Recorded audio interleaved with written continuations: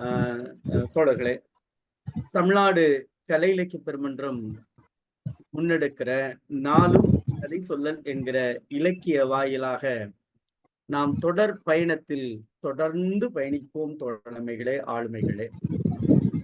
நம் கதை சொல்லிகளினுடைய கதைகளுடைய சிறுகதை படைப்பாளருடைய கதைகளை எடுத்துக்கொண்டு கதை சொல்லிகள் வாயிலாக நாம் பயணிப்பது என முடிவு செய்த பிறகு நம்முடைய பொதுச் செயலாளருடைய சிந்தனையினுடைய அடிப்படையில் நூற்றாண்டு கண்ட ஆளுமைகளுடைய படைப்புகளை முன்னெடுப்பது என முடிவு செய்து முதலிலே ஐயா கு அழகிரிசாமி அவர்களை கதைகளோடு தொடங்கி தமிழொலி அவர்களுடைய சிறுகதையை கடந்து தற்பொழுது கரிசல் இலக்கியத்தினுடைய மகத்துவம் கீரா என்கிற மானுடவியல் சிந்தனையினுடைய சிறுகதைகளை நாம் தொடர்ந்து பயணித்து கதை சொல்லிகள் வாயிலாக கேட்டு வருகிறோம் தோழமைகளே. இன்றைய நாள் 64ஆம் நாள் நிகழ்வில் நாம் இணைவில் இருக்கிறோம். 64வது சிறுகதையை கேட்க இருக்கிறோம். நாம் 50ஆம் நாள் நிகழ்விலிருந்து கீராவும் நானும் என அவரோடு பழகிய அவர் சிந்தனையை ஒட்டிய ஆளுமைகளை நாம் தொடர்ந்து அவர்கள் வாயிலாகவும் ஒரு 20 நிமிடங்கள் கேட்டு வருகிறோம் ஆளுமைகளே. இந்த பயணத்தில் இன்றைக்கு கீராவும் நானும் என்கிற தலைப்பின் கீழ் எழுத்தாளர்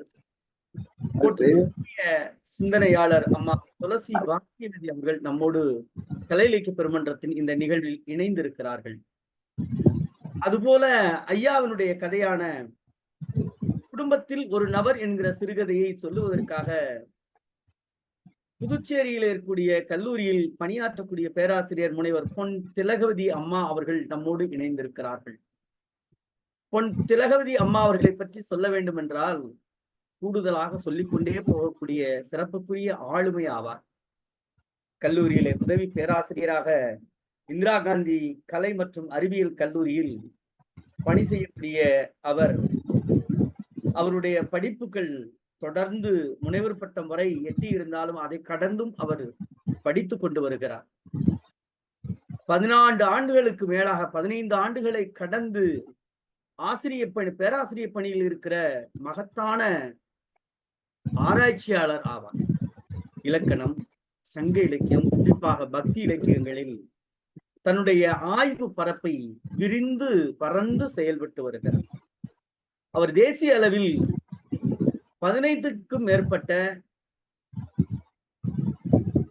உலக அளவில் பன்னாட்டு அளவில் 25க்கும் மேற்பட்ட கருத்தரங்கங்கள், பயிலரங்கங்களில் கலந்து கொண்டிருக்கிறார்.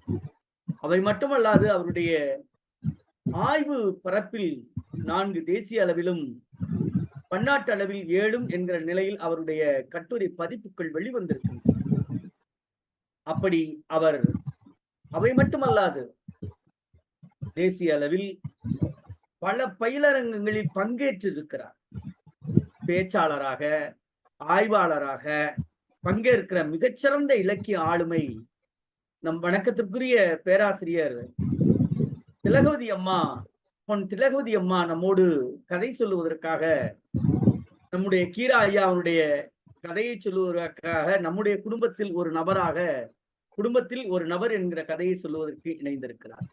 2 ஆளுமைகள், பெண் ஆளுமைகள் நம்மோடு இணைந்திருக்கிறார்கள். கலை இலக்கிய பெருமன்றம் மகிழ்ச்சி அடைகிறது. காரணம், பெண்மை போற்றுவோம் என்கிற நம்முடைய குறிக்கோளில் ஒன்றான நிகழ்வில் 2 ஆளுமைகள் இணைந்திருக்கிறீர்கள். அவர்களை முறைப்படி வரவேற்பதற்காக நம்முடைய தமிழ்நாடு கலை இலக்கிய பெருமன்றத்தினுடைய பொதுச் செயலாளர் வணக்கத்திற்குரிய மருத்துவர் ஐயா அறம் அவர்கள் வரவேற்புரை நிகழ்மாறு மகிழ்வோடு அழைக்கின்றோம். அனைவருக்கும் மாலை வணக்கம். இன்னைக்கு 64வது நாளாக கீராவினுடைய கதைகளை நாளும் ஒரு கதை என்ற நிகழ்வில் நாம் தினந்தோறும் தொடர்ந்து சொல்லி வருகிறோம். 50வது நாளிலிருந்து கீராவுடன் பழகிய அனுபவங்களை, அவரோடு பழகிய நபர்கள் தங் எழுத்தில் வராத அனுபவங்களை பகிர்ந்தால் இன்னும் கீராவினுடைய எல்லைகளை பற்றி நாம் மிக துல்லியமாகவும் மிக விரிவாகவும் அறிந்து கொள்ளலாம் என்ற நோக்கில் தான் இந்த நிகழ்வு ஏற்பாடு செய்திருக்கிறது.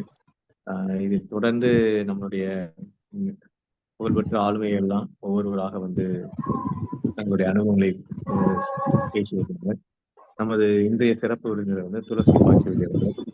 அவர் செவிலியராக பணிபுரிந்து செவிலியர் சங்கத்தை கட்டமைத்து செவிலியர்களின் உரிமைகளுக்காக பல முனைகளிலும் போராடி பல வெற்றிகளை பெற்று தந்தவர். கணபதி அம்மாவை பற்றியான ஒரு புத்தகம், கணபதி குணபதி என்ற புத்தகம் எழுதியவர் நமது முனைவர் சிலம்பு செல்வராஜ் ஐயாவின் துணைவியர். அவர் கீராவோடு பழகிய தன்னுடைய அனுபவங்களை, எழுத்தில் வராத அனுபவங்களை இன்று பகிர இருக்கிறார். அவரை தமிழ்நாடு கலை இலக்கிய பெருமத்தின் சார்பாக மிகுந்த மகிழ்வோடு வரவேற்கிறேன். உங்களுடைய அனுபவங்களை எங்களிடம் பகிருமாறு கேட்டுக்கொள்கிறேன். ஒரு நிமிடம் ஐயா, அந்த அப்ளிகேஷன் கொஞ்சம் போயிடுச்சு, ஒரு நிமிஷம் சரி பண்ணிட்டு வந்தேன். ஒரே நிமிடம்.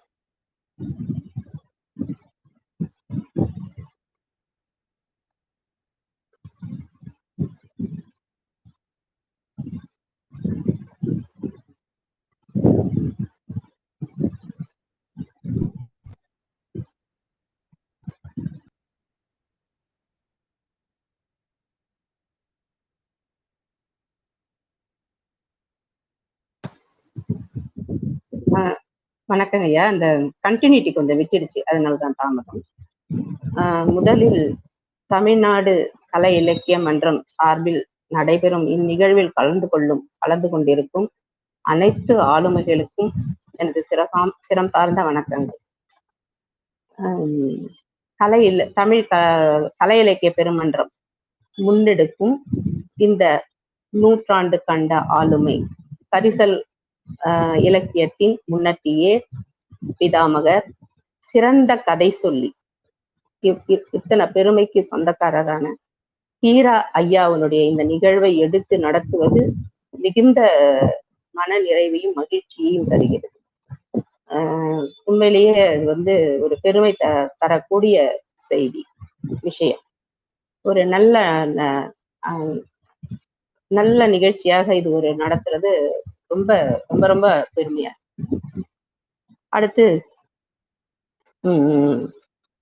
கீரா ஐயா அவங்கள பத்தி சொல்லணும் அப்படின்னா, என்னுடைய 18வது வயதிலேயே நான் கீரா அவர்களுடைய எழுத்துக்கு பரிச்சயம் ஆயிட்டேன்.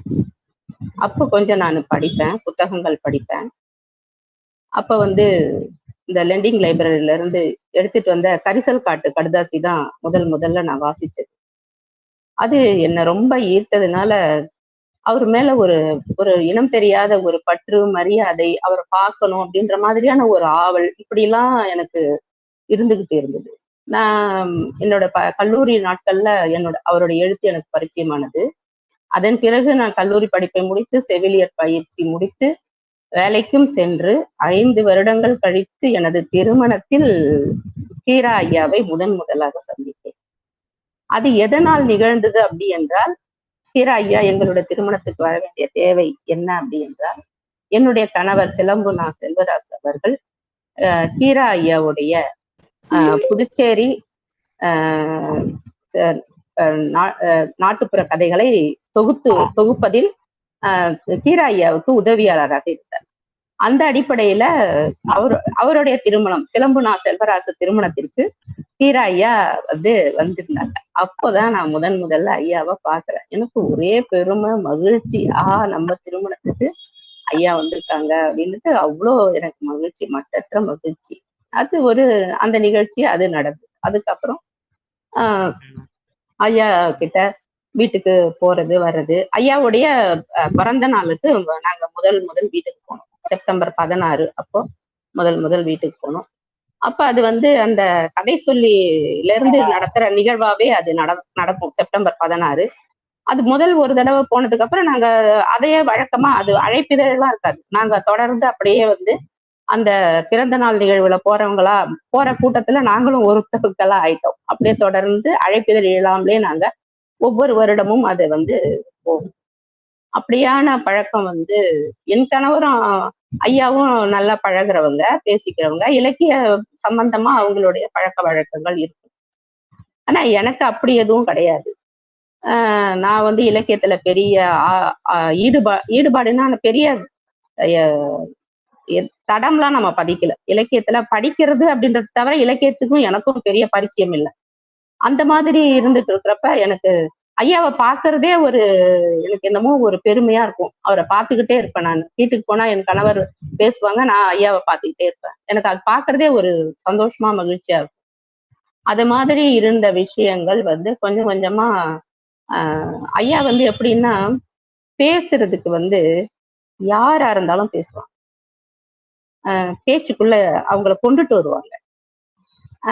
இப்ப வந்து இலக்கியம் படிச்சவங்க, தலைக்கு பின்னாடி ஒளிவட்டம் இருக்கிறவங்க, இவங்க கிட்டதான் பேசணும் அப்படின்ற மாதிரியான ஒரு சட்ட திட்டம்லாம் ஐயாவுக்கு கிடையாது. ஒரு குழந்தை கிடைச்சா கூட பேசுவாங்க. அந்த மாதிரியான ஒரு இயல்பு அவங்க கிட்ட. அதனால ஆரம்பத்துல நான் கொஞ்சம் தயங்கி அவங்க கிட்ட பேச தயங்கி நின்றுட்டு இருந்தப்ப நாள் செல்ல செல்ல செல்ல ஐயா கூட நான் நிறைய நானே அடிக்கடி போகிறது, ஐயா கூட பேசுறது, அந்த மாதிரியான ஒரு நிறைய விஷயங்களை என்னோட பகிர்வார். அவர் வந்து இளமை காலத்துல வந்து அவரோட என்னென்ன பண்ணிக்கிட்டு இருந்தாரு அப்படின்றதெல்லாம் என் கூட பேசுவாரு. அப்படியா இருந்தது. அப்புறம் கொஞ்ச நாள் கழிச்சு அம்மாவுக்கு திடீரென்று ஒரு நாள் வந்து உடல் நலம் கொஞ்சம் ஒரு தோல்ல ஒரு பிரச்சனை. அப்ப என்னிடம் வந்து, அம்மா இந்த மாதிரி பாருமா, எனக்கு ரொம்ப கஷ்டமா இருக்கு, இது பாருமா அப்படின்னாங்க. சரிம்மா, நான் அழைச்சிட்டு போய் நான் காட்டுறேன் அப்படின்னு சொல்லிட்டு அம்மாவை அழைச்சிக்கிட்டு போய் ஹோமியோபதி காமிச்சு அவங்களுக்கு அது வந்து அந்த ஒரு 1.5 வருடம் தொடர்ந்து மருந்து சாப்பிடணும் போது அம்மாவை அழைத்து கொண்டு போவது வருவது, இப்படியாக அது மாதிரி அவங்களுக்கு அந்த மருத்துவ உதவியில இன்னும் நான் அவங்களோட நெருக்கமாகி பழகுறதுல எனக்கு ஒரு வாய்ப்பு கிடைத்தது. அப்படி இருந்தது. அப்புறம் அது சரியாச்சு, அம்மாவுக்கு சரியாச்சு. அப்புறம் ஐயாவுக்கு காது சரியா கேட்கல அப்படின்னு சொல்லிட்டு ஒரு பிரச்சனை. அப்புறம் ஐயாவை அழைச்சிக்கிட்டு போயிட்டு காது பிரச்சனைய சரி பண்ணி எடுத்துட்டு வந்தது. அதுக்கப்புறம் பாத்தீங்கன்னா அவருக்கு கொஞ்சம் இந்த பிரச்சனை எல்லாம் வர ஆரம்பிச்சது. பிபி அதெல்லாம் வந்தது. அதெல்லாம் அந்த டாக்டர் கிட்ட அவங்களை அழைச்சிட்டு போய் நான் வந்து இப்ப எப்படி ஆயிட்டேன்னா ஐயாவுக்கு குடும்பத்துல இப்ப இந்த தலைப்பு மாதிரி குடும்பத்துல ஒருவர் மாதிரி ஆயிட்டு இன்றைய கதை சூழல் தலைப்பு மாதிரி குடும்பத்துல எதா இருந்தாலும் என்ன வந்து கேட்கறது, மருத்துவ உதவி சம்பந்தமா என்ன கேட்கறது, அது மாதிரியான ஒரு பழக்க வழக்கமா இருந்துட்டு இருந்தது. அப்புறம் அம்மா கடைசியில ரொம்ப முடியாம போகிறப்ப அந்த 3 மாதங்களும் தொடர் கவனிப்பு அம்மாவுக்கு கொடுத்து இருக்கிற மாதிரியான ஒரு சூழல் கிடைச்சது. அதுல ஐயாவுக்கு ரொம்ப திருப்தி. நல்லா நம்ம மருத்துவம் செஞ்சு அம்மாவை நல்லா பாத்துக்கிறோம். ஏன்னா அம்மா இல்லாம ஐயா கிடையாது. அந்த மாதிரியான ஒரு விஷயம். எதா இருந்தாலும் அப்படி பேசிக்கிட்டே இருக்கும்போதே செத்த நாளைக்கு ஒரு தடவை கூப்பிட்டுக்கிட்டே இருப்பாரு, கணபதி கணபதி கணபதினு ஒரு குரல் கொடுத்துக்கிட்டே இருப்பாரு. அம்மா அதுக்கு தயாரா இருக்கிற மாதிரியே டக்குன்னு வந்துருவாங்க. அது மாதிரி ஒரு அந்யோன்யமான அன்றில் மாதிரியான ஒரு தம்பதியரை பார்க்கறது ரொம்ப அரிது. அவ்வளவு ஒரு ஐயா என்ன நினைக்கிறாங்களோ அதை அப்படியே அம்மா வந்து குறிப்பறிந்து செய்வாங்க. எல்லாமே சின்ன சின்ன விஷயத்துல இருந்து தேனா எங்க வைத்தேன் என்பதிலிருந்து எல்லாமே எல்லாத்துக்கும் கணபதி கணபதி கணபதி. அந்த மாதிரி எல்லாத்துக்கும் அம்மாவை சார்ந்து இருந்த ஐயா வந்து அம்மா படுத்த உடல்நலம் குன்றனப்ப ரொம்ப சிரமப்பட்டாங்க. அது வெளி காட்டிக்கல. ஆனாலும் வந்து ரொம்ப மனசுல ரொம்ப வருத்தம் அடைஞ்சாங்க. இவளுக்கு நான் ஒண்ணுமே பண்ணலையேம்மா அப்படின்னு சொல்லிட்டு ரொம்ப ஆதங்கப்படுவாங்க. ஆனா இவளை நல்லா நம்ம பாத்துக்கணுமா அப்படின்னு சொல்லுவாங்க. அதே மாதிரி அம்மா காலம் வரைக்கும் நல்லா நல்லா பாத்துக்கிட்டாங்க, நல்லா பாத்துக்கிட்டோம் அம்மாவை. அதுல ஐயாவுக்கு ஒரு மனசுக்கு ஒரு நிறைவு. பரவாயில்ல, கணவதியை நம்ம நல்லா பாத்துக்க முடிஞ்சது அப்படின்றது. ஆனா அவங்களுடைய மறைவு வந்து ஐயாவை வந்து ரொம்ப தாக்கிடுச்சு. அதுக்கப்புறம் அவங்களுக்கு ஒரு சிறு குழந்தை மாதிரி ஆயிட்டாங்க, அப்படிதான் சொல்லணும். ஏன்னா அம்மா இடத்தை யாரு நிரப்ப முடியும்? நிரப்பவே முடியாது. அப்படியாப்பட்ட ஒரு அந்யோனம் சின்ன சின்ன விஷயங்களை பார்த்து ஒரு குழந்தைக்கு செய்யறது போல அம்மா பார்த்து பார்த்து செய்வாங்க. அப்படியாப்பட்ட ஒரு மனைவி இல்லாதப்ப அவ்வளவு ஒரு சிரமப்பட்டாங்க ஐயா. அப்ப கொஞ்சம் நாங்க வந்து மாத்தி மாத்தி போயிட்டு கொஞ்சம் ஐயா கிட்ட பேசிக்கிட்டு இருப்போம். ஐயா வந்து நிறைய பேசுவாங்க, நிறைய சொல்லுவாங்க. ஐயா கிட்ட பேசும்போது எப்படின்னா தகவல்களா அப்படியே நிறைய வந்து விழுந்துகிட்டே இருக்கும். அவங்களுக்கு சமகாலத்து நினைவுகள் கொஞ்சம் மறைஞ்சிருந்தாலும் ஆரம்ப காலத்து நினைவுகள் அப்படியே அவங்களுக்கு அப்படியே காட்சியா வந்துகிட்டே இருக்கும் போல. அப்படியே அப்படியே விடாம சொல்லுவாங்க. அந்த ஆரம்ப காலத்துல அவங்க என்ன பண்ணாங்க, நான் ரொம்ப சேட்டை பண்ணுவோம்மா, சொல் பேச்சே கேட்க மாட்டேன், என் பாட்டி ரொம்ப பயந்தா, இவன் வந்து வீணா போயிடுவான் போல, இவன் எப்படி இருப்பானோ தெரியலையேன்னு என் பாட்டி ரொம்ப பயந்தா, அவதான் என்ன வளர்த்தா அவ வந்து ரொம்ப பயப்படுவா. கணபதி வந்ததுக்கு அப்புறம்தான் நான் வந்து வீட்டுக்கு அடங்கின பிள்ளையா நான் இருந்தேன். அது வரைக்கும் நான் சொல் பேச்சு கேட்காம இந்த பிள்ளையாதான் சுத்திட்டு இருந்தேன் அப்படின்னு சொல்லுவாங்க. அவள வந்து என்னோட பாட்டி அந்த மாதிரி கவலைப்பட்டா. ஆனா கணபதி வந்ததுக்கு அப்புறம் என்ன வந்து மனிதனா என்ன ஆக்கணும் அப்படின்னு சொல்லி அவ்வளோ, அதனாலேயே அம்மா கிட்ட அவங்க முழுசா தன்னை ஒப்படைச்சிட்டாங்க. அப்படிதான் சொல்லணும். அந்த மாதிரி அம்மாவை பத்தி பேச ஆரம்பிச்சாங்கன்னா அப்படி பேசுவாங்க. அவங்க வேலைப்பாடு, அந்த கதைகள்ல வர பெண்களை போலவே இருக்கும். அம்மாவுடைய செயல்கள் எல்லாம் பார்க்கும்போது அந்த அம்மா எப்படி போய் அந்த போயிட்டு அந்த வயல்ல வேலை செஞ்சுட்டு வருவாங்க, போவாங்க, எல்லாத்தையும் வந்து ஐயா வந்து சொல்லிட்டே இருப்பாங்க. அப்புறம் வந்து அந்த கடந்த கால நினைவுகள்ல வந்து அவங்க அந்த கம்யூனிசத்துல போயிட்டு அந்த இதுக்கு போனது, போராட்டத்துக்கு போறது, இதை பத்தி எல்லாம் அதை பத்தி அதிகமா பேச மாட்டாங்க, ஏன்னு தெரியல. ஆனா குறிப்பிடுவாங்க, அத சொல்லுவாங்க. அப்படியா பல நிகழ்வுகள் அப்படியே. அப்புறம் நிறைய மனித வாழ்க்கை பத்தியும் குடும்ப அமைப்புகளை பத்தியும் நிறைய பேசுவாங்க. குடும்ப முறை வந்து நம்ம எல்லாம் ஒருத்தர் மேல ஒருத்தர் வந்து அன்பு அப்படின்ற தலைய வச்சு இருக்க பற்றிக்கிட்டு ஒருத்தர் சுதந்திரத்தை ஒருத்தர் நம்ம இது பண்றோம். அவங்கவுங்க விருப்பத்தோட இருக்கணும், விருப்பப்படி இருக்கணும் அப்படின்றத அடிக்கடி சொல்லுவாங்க. அதே மாதிரி இப்ப இருக்கிற இந்த குடும்பம் வந்து குடும்ப முறை வந்து இது மாறணும்னு தோணுதுமா அப்படின்னு சொல்லுவாங்க. அது மாதிரி நிறைய விஷயங்கள் அவங்க கிட்ட என்னன்னா, கேட்டுட்டு இருக்கும்போது எழுதிக்கணும், ரெக்கார்ட் பண்ணணும் அப்படின்லாம் நினைப்போம். ஆனா அதையும் மீறி அதுல ஒரு அப்படியே கவர்ந்து அந்த பேச்சை கேட்டுட்டே இருக்கணும் போல இருக்கும் நம்மளுக்கு.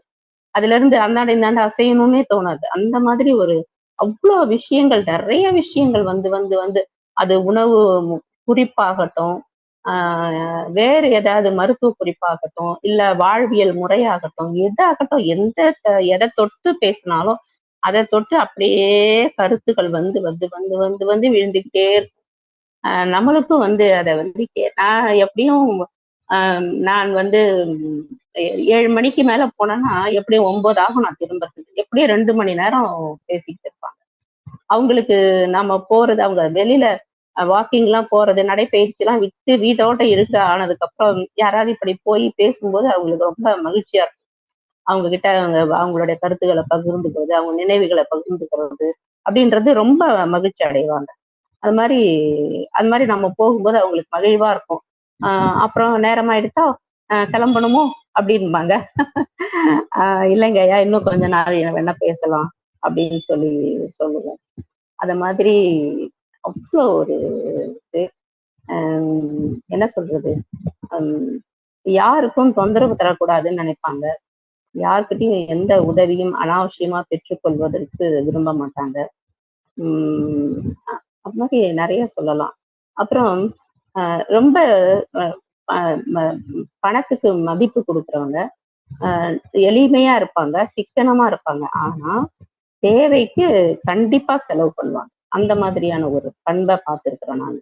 தேவை, ஆமாம்மா நம்ம வயசாளி ஆயிட்டோம், இது தேவைன்னா அதை செஞ்சுதான் ஆகணும். அதை வந்து நம்ம எது சொல்லி நம்ம நிறுத்தக்கூடாது. நம்ம வந்து வேற யாரையும் வந்து அதுக்காக கூப்பிடக்கூடாது. நம்ம முடிஞ்ச அளவுக்கு நம்ம பார்த்துக்கணும் அப்படின்ற மாதிரி சொல்லுவாங்க. அது மாதிரி அதான் ஐயா கிட்ட பேசிட்டு வந்தாலே ஒரு ஒரு களஞ்சியத்துக்குள்ள போயிட்டு வந்த மாதிரி இருக்கும். அவ்வளோ ஒரு தகவல்களை அப்படி பேசுவாங்க. என்ன ஒண்ணு அப்படின்னாக்கா, அவங்க வந்து இறுதி காலத்துல கொஞ்சம் உடல் நலம், அந்த கொரோனா வந்த சமயத்துல கொஞ்சம் நடுவுல போகிறதுக்கு கொஞ்சம் சிரமமா இருந்தது. அப்போ ஒரு தடவை போன் பண்ணி கேட்டாங்க, என்னம்மா யாரும் காணோம் அப்படின்னாங்க. இல்லைங்கய்யா, நான் அவசியம் வரேன் அப்படின்னுட்டு அப்புறம் கொரோனா இருந்த சமயத்துல கூட நடுவுல போய் அவங்க கிட்ட பேசிட்டு வர்றத வழக்கமா வச்சுட்டு இருந்தோம். அதே மாதிரி எங்கள் வீட்டு நிகழ்வுகள்ல ஐயா அம்மா இல்லாம, அம்மா நடக்கிற வரைக்கும் ஐயா அம்மா இல்லாம எங்க வீட்டு நிகழ்வு எதுவுமே நடந்ததில்லை. எல்லாத்துலயும் அவங்களுடைய ஆலோசனைகள் இருக்கும், அவங்களுடைய ஈடுபாடு இருக்கும். அந்த மாதிரி ஒரு எப்பவுமே குடும்பத்துல ஒரு நபராவே நாங்க இருந்துட்டோம். அதே மாதிரி அவங்களுடைய கடைசியா அவங்களுக்கு உடல் நலம் சரியில்லாத போனப்போ முடிந்தவரை என்னால் முடிந்தவரை நான் வந்து அவங்களுக்கு அந்த மருத்துவ உதவியை செய்து கொண்டே இருந்தேன். ஆஹ் ஆஹ் நம்ம ஒரு நரம்பியல் மருத்துவர்கள் ஒரு நாள் வந்து அம்மா இறந்ததுக்கு அப்புறம் 5ஆம் நாள் நினைக்கிறேன், அதிகமா ரத்த அழுத்தம் காரணமாக நான் இரவு முழுக்க தூங்கவில்லை போல இருக்கு. ஐயா காலையில 6 மணிக்கெல்லாம் போன்ல அழைச்சாங்க. வர முடியுமாமான்னு கேட்டாங்க. சரின்னு போனா அதிகமான ரத்த அழுத்தம். அப்புறம் உடனடியாக மருத்துவமனை அழைச்சி போற மாதிரியான நிலையில இருந்தாங்க. இருந்தாலும் குடும்ப மருத்துவர் சுப்பையா அவர்கள் வந்து பார்த்துட்டு இருந்தாரு. அவர் சில மருந்துகளை எல்லாம் பரிந்துரைத்தாரு. அன்னைக்கு ஞாயிற்றுக்கிழமைன்றதுனால திங்கட்கிழமை காலையில அழைச்சிட்டு போய் ஐயாவை வந்து மருத்துவமனையில போன உடனே எங்கள் நரம்பியல் மருத்துவர் வந்து சுரேஷ் அவங்க வந்து உடனே அனுமதி பண்ணிடுங்க, ஏன் நேர்த்தியே கொண்டுட்டு வரல, எங்களுக்கு வந்து சிவிஏ மாதிரி வர்ற மாதிரி இருக்கே, என்ன இப்படி பண்ணிட்டீங்களே அப்படின்னு சொல்லிட்டு என்னை கடிஞ்சிக்கிட்டு உடனே நியூரோ ஐசியூல அட்மிட் பண்ணி தேவையான மருத்துவ உதவிகள் எல்லாம் செய்து ஒரு 15 நாள்ல மறுபடியும் சரியாயிட்டு வந்தாங்க. அப்புறம் திரும்பவும் சில அம்மாவுடைய மறைவு அப்படின்றது ஐயாவுக்கு அந்த தாக்கம் இருந்துகிட்டே இருந்தது. அதனால ஒரு பிரச்சனைகளா வர ஆரம்பிச்சு, அப்படி வர ஆரம்பிச்சு வந்து அப்படிதான் அவங்களுக்கு அந்த மருத்துவ உதவியாலதான் நான் அவங்களோட அதிகமா நெருங்கி இருக்கிற மாதிரி இருந்தது. எழுத்துக்கள் பத்தி பேசுறது வந்து அப்படி நாங்க ரொம்ப அதிகமா பேச மாட்டோம். ஐயாவும் அதை ஏனோ தெரியல பேச மாட்டாங்க. பெரும்பாலும் வந்து அவங்களுடைய பழைய நினைவுகளை தான் அவங்களுக்கு திரும்ப திரும்ப பேசுறதுல அதை பகிர்ந்துக்கிறதுல ரொம்ப ஆனந்தம், ஒரு நிறைவா இருப்பாங்க. அதனால அதுதான் அது தொடர்பாக தான் எல்லாமே. அவங்க பாட்டி குழம்பு வைக்கிறதுல இருந்து, அவங்க வீடு வந்து முதல் வந்து இது கழிப்பறை வந்ததுல இருந்து எல்லாத்தையும் அவங்க சொல்லுவாங்க. அதெல்லாம் வந்து சொல்லி பகிர்ந்துகிட்டே இருப்பாங்க. அந்த பழைய நினைவுகளை வந்து பகிர்ந்துகிட்டே இருப்பாங்க எப்பவும். அது அவங்களுக்கு ஒரு பிடித்தமான ஒரு செயலா இருந்தது. அப்புறம் நான் வந்து ஆரம்பத்துல ஐயாவுடைய எழுத்துக்களை படிச்சு எழுதணும் அப்படின்ற ஒரு ஆசையில இருந்தேன். அப்ப ஒரு தடவை வந்து தினமணி சிறுகதைக்கு ஒரு தாலி என்ற சிறுகதை எழுதி ஐயா கிட்ட, இல்லம்மா அப்படின்னு கொஞ்சம் இழுத்தாங்க. சரி, ஐயாவுக்கு இது வந்து சரியில்லை அப்படின்னு சொல்லிட்டு நான் அதுக்கப்புறம் கொஞ்சம் விட்டுட்டேன், எழுதுறத நடுவுல விட்டேன். அப்புறம் கொஞ்சம் சிறிது நாள் கழித்து மறுபடியும் வந்து சிறையின் ஒரு கதை எழுதி எடுத்துட்டு போனேன். அப்ப சொன்னாங்க, இது நல்லா இருக்கு. அதுதான் அதிகபட்ச பாராட்டு இதுதான். எதையும் பளிச்சுன்னு சொல்லிடுவாங்க. இது நல்லா இல்லைன்னா நல்லா இல்லை, சரின்னா சரி, அப்படிதான். அந்த என்ன சொல்றது, காம்ப்ரமைஸ் பண்ணிக்கிற அந்த வேலையெல்லாம் கிடையாது. அது மாதிரி ஐயா நம்மளுக்கு பிடிச்சவங்க தானே, நம்ம கொஞ்சம் சொல்லி வைப்போம் அப்படின்லாம் சொல்ல மாட்டேன். இது தப்புன்னா, இல்லம்மா இது இப்படி இருந்தா நல்லா இருக்குமா அப்படின்பாங்க. அந்த மாதிரி தான் ஐயா. எழுத்துன்ற விஷயத்துல நான் ஐயா கூட அவங்க என்ன அவங்க ஓரத்துல நிக்கிறதுக்கே நம்ம யோசிக்கணும். அந்த மாதிரியான ஒருத்தவங்க கிட்ட போய் அதை பத்தி எல்லாம் நான் பெருசா இலக்கியம் ஆனா அவங்களுக்கு இசை மீது அலாதி பிரியம். அடிக்கடி அவங்க அந்த நாதசுர இசை அதை பத்தி பேசிக்கிட்டே இருப்பாங்க. அந்த இசையெல்லாம் நுணுக்கமா சொல்லிக்கிட்டே இருப்பாங்க. அதே மாதிரி அந்த சமையல் விஷயம், உணவு மேல அவங்களுக்கு கொள்ள பிரியம். அவங்களுக்கு நல்ல ஒரு சாப்பாட்டு பிரியர் அப்படிதான் சொல்லணும். கொஞ்சமா சாப்பிட்டாலும் சுவையா சாப்பிடணும் அப்படின்னு ஆசைப்படுறாங்க. அது மாதிரி அம்மா அருமையான கைப்பக்குவம். அம்மாவுடைய கைப்பக்குவத்துக்கு அடிச்சுக்க ஆளே கிடையாது. நிறைய விஷயங்கள் வந்து அம்மா கிட்ட இருந்து சின்ன சின்ன சின்ன நுணுக்கங்கள் வந்து நாங்க அம்மா கிட்ட இருந்து கத்துட்டு இருக்கிறேன். ஐயாவுமே சொல்லுவாங்க சில விஷயங்கள். அவங்க சொல்லி சொல்லி கேட்டு கேட்டு கேட்டு சமையல்ல நான் கொஞ்சம் அதிகமா பக்குவம் அடைஞ்சேன். அது மாதிரி அவங்களுக்கு பிடித்த மாதிரி எப்படி போட்டா அதுல அந்த உப்புமாவை பண்ணிட்டு கடைசியா கொஞ்சோண்டு நெய் அப்படி உருக்கி ஊத்துனா அப்படி இருக்கும் அப்படின்பாங்க. அதனால அதெல்லாம் கேட்டு கேட்டு அந்த பக்குவத்தின் அடிப்படையில நான் சிலது உணவு வகைகள்லாம் ஐயாவுக்கு செஞ்சு கொடுத்து அதுலயும் ஓரளவு பாராட்டை பெற்றேன் நான். அது உண்மையிலுமே எனக்கு மகிழ்ச்சி தான். அப்புறம் ஐயாவுக்கு பிடித்த உணவுகளை வாங்கி கொண்டு போய் கொடுக்கறது, அவங்க பிடித்த மீன் அதை கொண்டு போய் கொடுக்கறது, அப்படிலாம் நான் வந்து அவங்களோட என்னுடைய நட்பு இருந்தது. ஐயாவுக்கு அதுல எல்லாம் உண்மையிலுமே ரொம்ப அவங்களுக்கு பிடிச்சதை செஞ்சாங்கன்னா அவங்க உள்ளூர ரொம்ப மகிழ்வாங்க. சொல்லுவாங்க, பரவாயில்லையே, நல்லா இருக்கே, கொண்டு வந்திருக்கீங்களா? வெரி குட் வெரி குட் அப்படின்பாங்க. அதெல்லாம் ஒரு பெரிய எனக்கு ரொம்ப நிறைவா, ஐயா கூட பழகுவதற்கு கிடைத்த வாய்ப்பு, அவங்க கூட செலவிட்ட ஒரு ஒரு மணித்துளியும் அப்படியே பசுமையா இருக்கு. அது மறையவே இல்லை. இன்னுமே எனக்கு வந்து ஐயா மறைந்த மாதிரி இல்லவே இல்லை. எப்பவும் ஏதோ காதுல அவங்க பேசிட்டு இருக்கிற மாதிரியே தான் இருக்கு. ஏன்னா அவ்வளவு பேசியிருக்கிறோம், நிறைய பேசியிருக்கோம். எனக்கு வந்து அதை வந்து ரெக்கார்ட் நான் பண்ணி வைக்கல.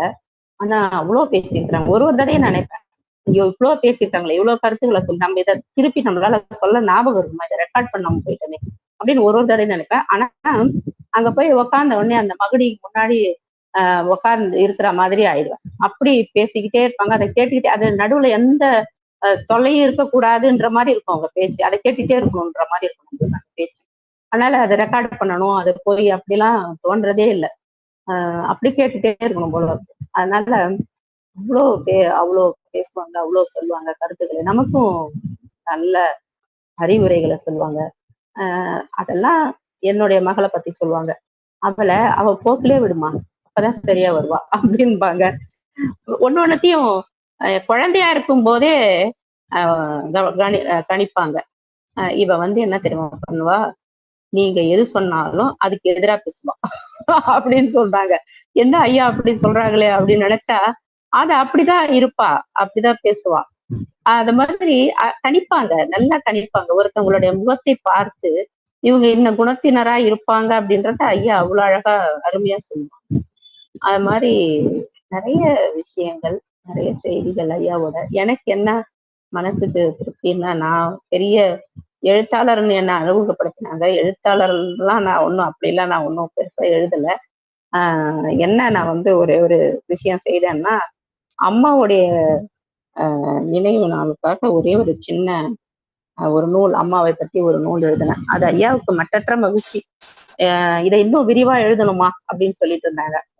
சரிங்க ஐயா, எழுதலாம் அப்படின்னு இருக்கும்போது அதுக்கு எனக்கு வாய்ப்பு இல்லை. அதுக்குள்ள ஐயா உடல்நலம் சரியில்லாம ஆனாங்க. அப்படியா அவங்கள கவனிக்கிறதுல அப்படியா காலம் போயிடுச்சு. அதுக்கப்புறம் என்னுடைய பணி நிறைவு அப்படியா வந்ததுனால அதுக்கான ஒரு வாய்ப்பே இல்லாம போயிடுச்சு. அது ஒரு சின்ன நூல் எழுதினேன் அம்மாவை பத்தி. அவ்வளவுதான். எழுத்துன்றது எனக்கு ஒரு சிறுகதை தொகுப்பு, அம்மாவை பத்தி ஒரு எழுத்து, அவ்வளவுதான் எழுத்துன்றது. எழுத்துன்றதை தாண்டி நான் வந்து ஐயாவுக்கு வந்து மருத்துவ உதவின்ற வகையில தான் அவங்களோட தொடர்புல நிறைய இருந்திருக்கேன். என்ன மாதிரி எந்த நேரத்திலயும் கேட்பாங்க, எந்த நேரத்திலயும் என்னை கூப்பிடுவாங்க. ஒரு நேரம் வந்து ஒரு தடவை 12 மணி இருக்கும், என்ன கூப்பிட்டாங்க. என்னமோ எனக்கு கொஞ்சம் என்னமோ பண்ணுதுவா அப்படின்னாங்க. நான் கையில பிபி apparatus இதெல்லாம் எடுத்துட்டு தான் போவேன் எப்பயுமே. எடுத்துட்டு போனப்ப பிபி அதிகமா இருந்தது, 200க்கு 100 இருந்தது. அப்ப நான் வந்து 2 சக்கர வாகனம்லாம் நல்லா ஓட்டுவேன். ஐயாவை வச்சுக்கிட்டு டபுள்ஸே வச்சுக்கிட்டு அழைச்சிட்டு போயிட்டேன் கேஷுவாலிட்டி. அப்புறம் அன்னைக்கு விடியும் வரை அங்க வந்து தீவிர சிகிச்சை பிரிவுல வச்சிருந்து அப்புறம் சரி பண்ணி அப்புறம் கொண்டு வந்தோம். அது மாதிரி எந்த நேரமும் என்ன கூப்பிடுவாங்க. எதோ நேரம் அதெல்லாம் பார்க்க மாட்டாங்க.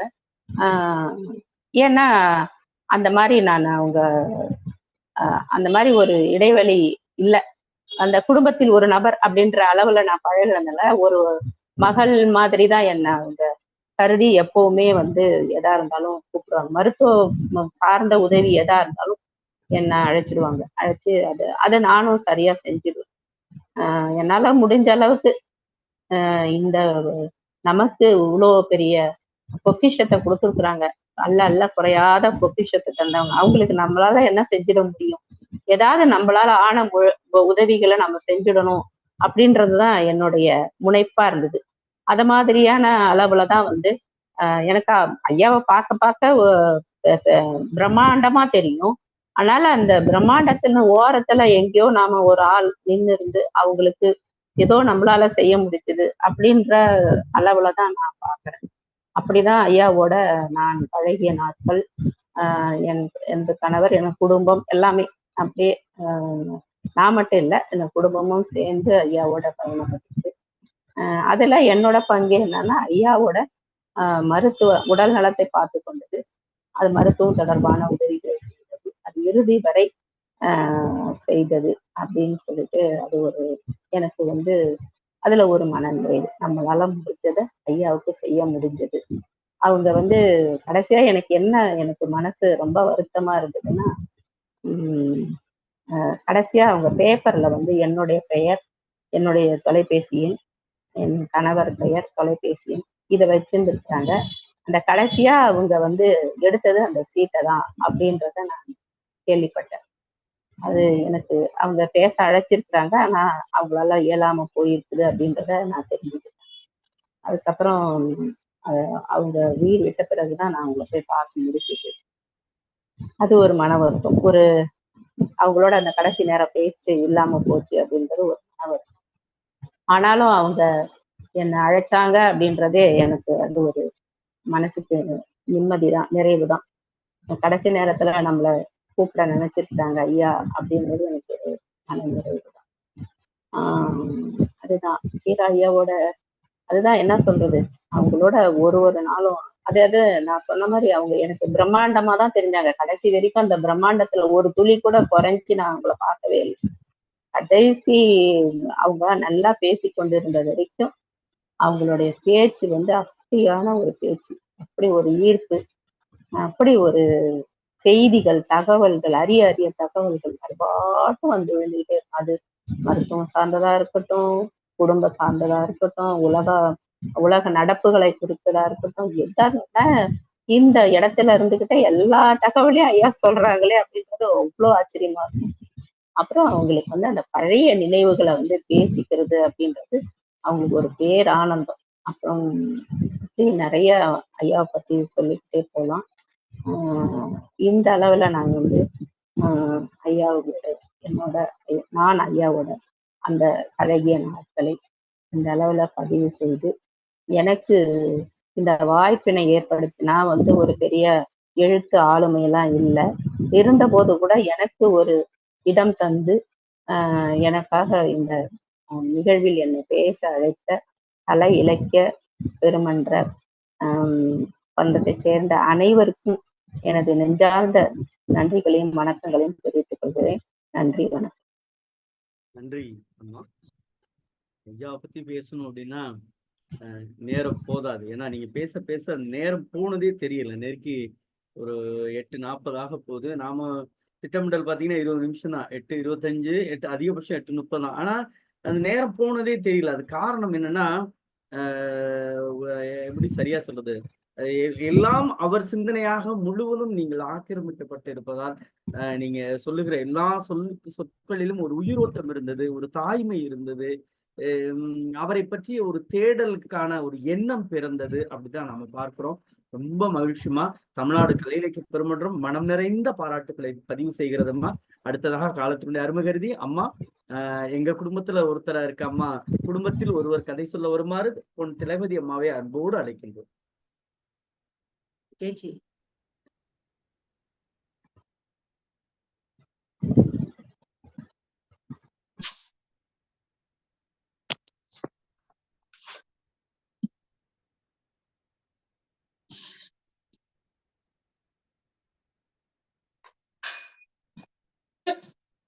அனைவருக்கும் வணக்கம்.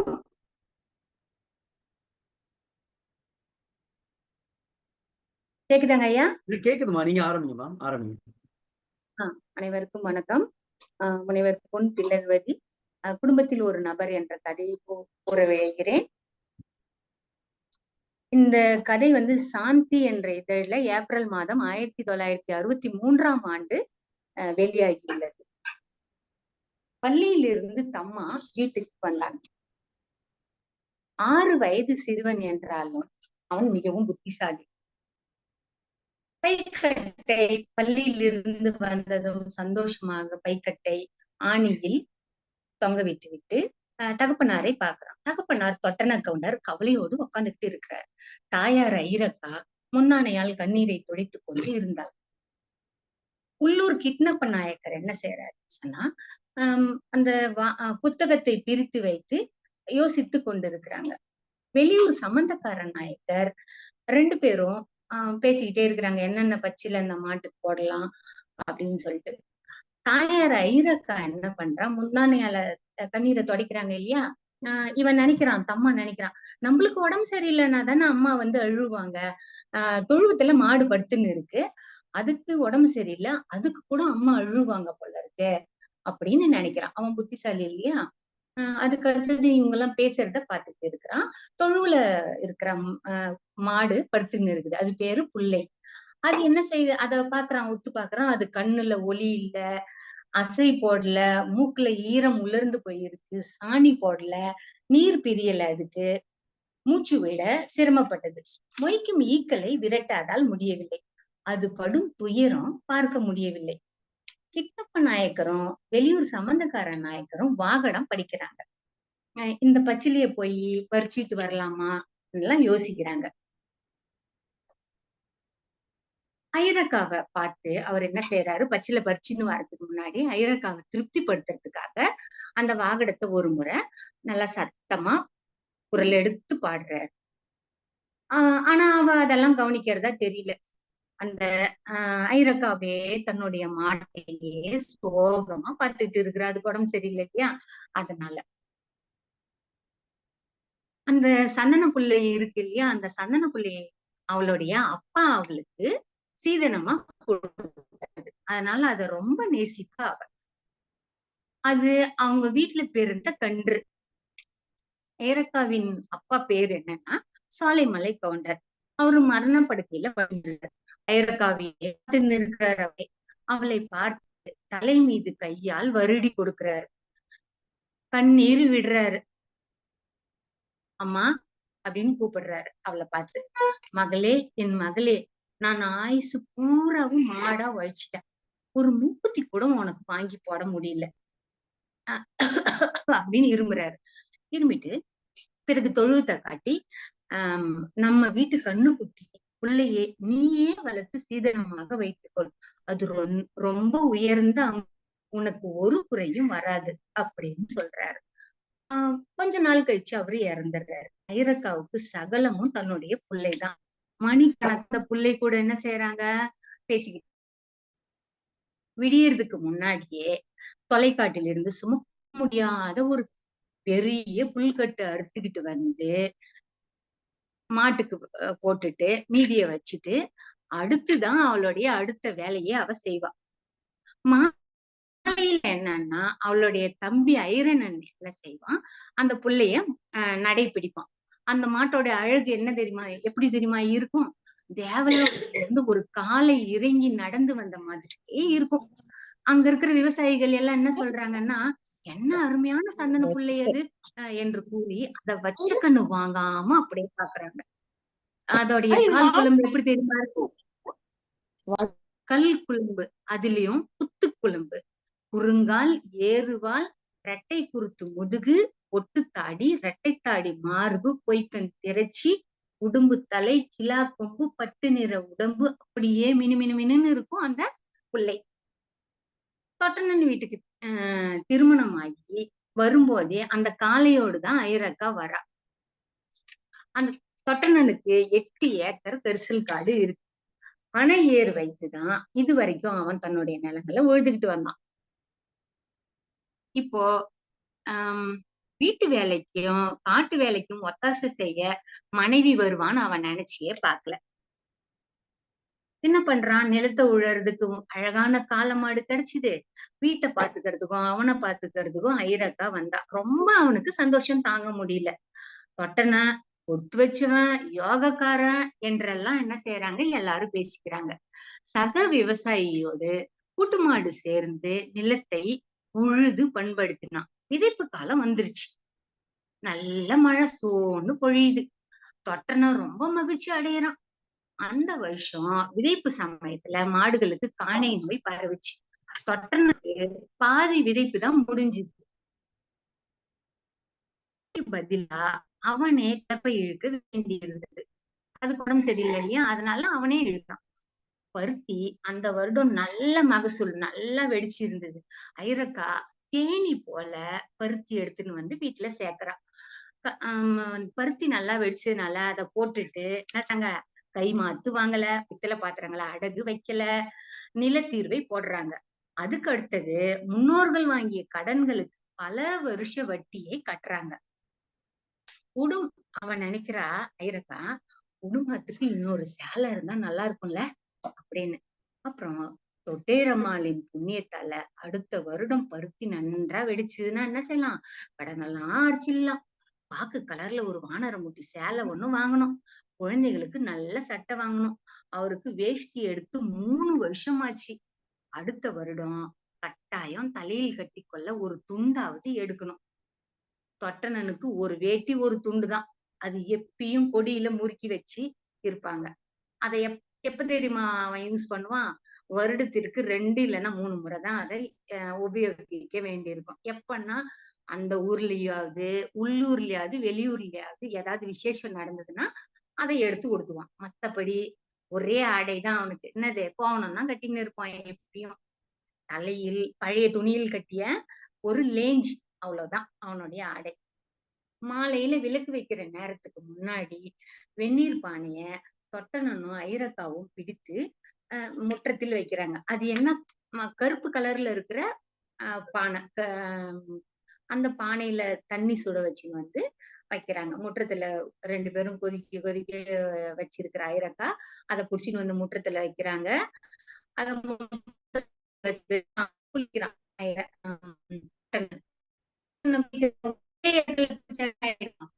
முற்றம் முழுக்க நனைஞ்சிடும் சொல்லிட்டு அப்படியே நடந்துக்கினே என்ன செய்யறான், குளிக்கிறான். எல்லா இடத்துலயும் தண்ணி பரவுது. அவன் என்ன செய்யறான், கண்ணாடி வலையில் நல்லா அணிஞ்சுன்னு இருக்கிறான். கண்ணாடி வலையில் ஒலிக்கி அவனுடைய முதுக நல்லா தேய்ச்சி விடுறான்.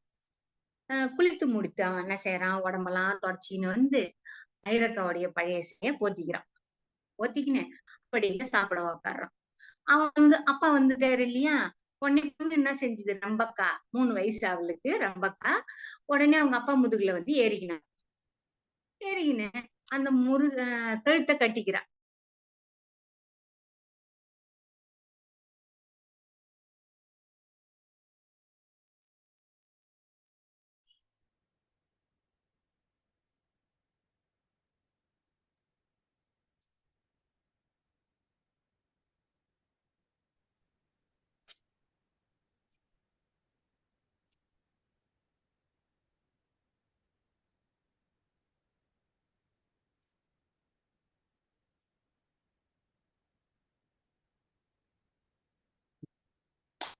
கேக்குதாங்க ஐயா? கேக்குது ஐயா? கேக்குதுமா, நீங்க பேசுங்கம்மா. சரி. 3 வயசு ரம்பக்கா பண்றான். அவனது முதுகு புறமா வந்து சாஞ்சாடுறான். அவளை அப்படியே புடிச்சிட்டு என்ன பண்றான், சாப்பிடுறான். என்ன தெரியுமா சாப்பாடு? அருமையா கம்மஞ்சோறும் கான துவையலும் சாப்பிடுறாங்க. தொட்டு சாப்பிடுறான். கான துவையல தொட்டு சாப்பிடுறான். ரம்பக்கா என்ன செய்யறா, 3 மொழி பேசுறா. என்னன்னா கன்னடம், தெலுங்கு, தமிழ்னு 3 பாஷையும் கலந்து பேசுவா. ஏன்னா பக்கத்து வீட்டுக்காரங்க தெலுங்கு பேசுறவங்க, கன்னடம் பேசுறவங்க, அதனால அதெல்லாம் கலந்துட்டு பேசுறா. தொட்டனனுக்கு ஐரக்காவுக்கும் ஒரே சந்தோஷம், பொண்ணு இத்தனை மொழி பேசுது அப்படின்னு சொல்லிட்டு. அப்போ சாப்பிட்டுக்குன்னே என்ன செய்யறாங்க, குடும்ப கதையெல்லாம் பேசுறாங்க.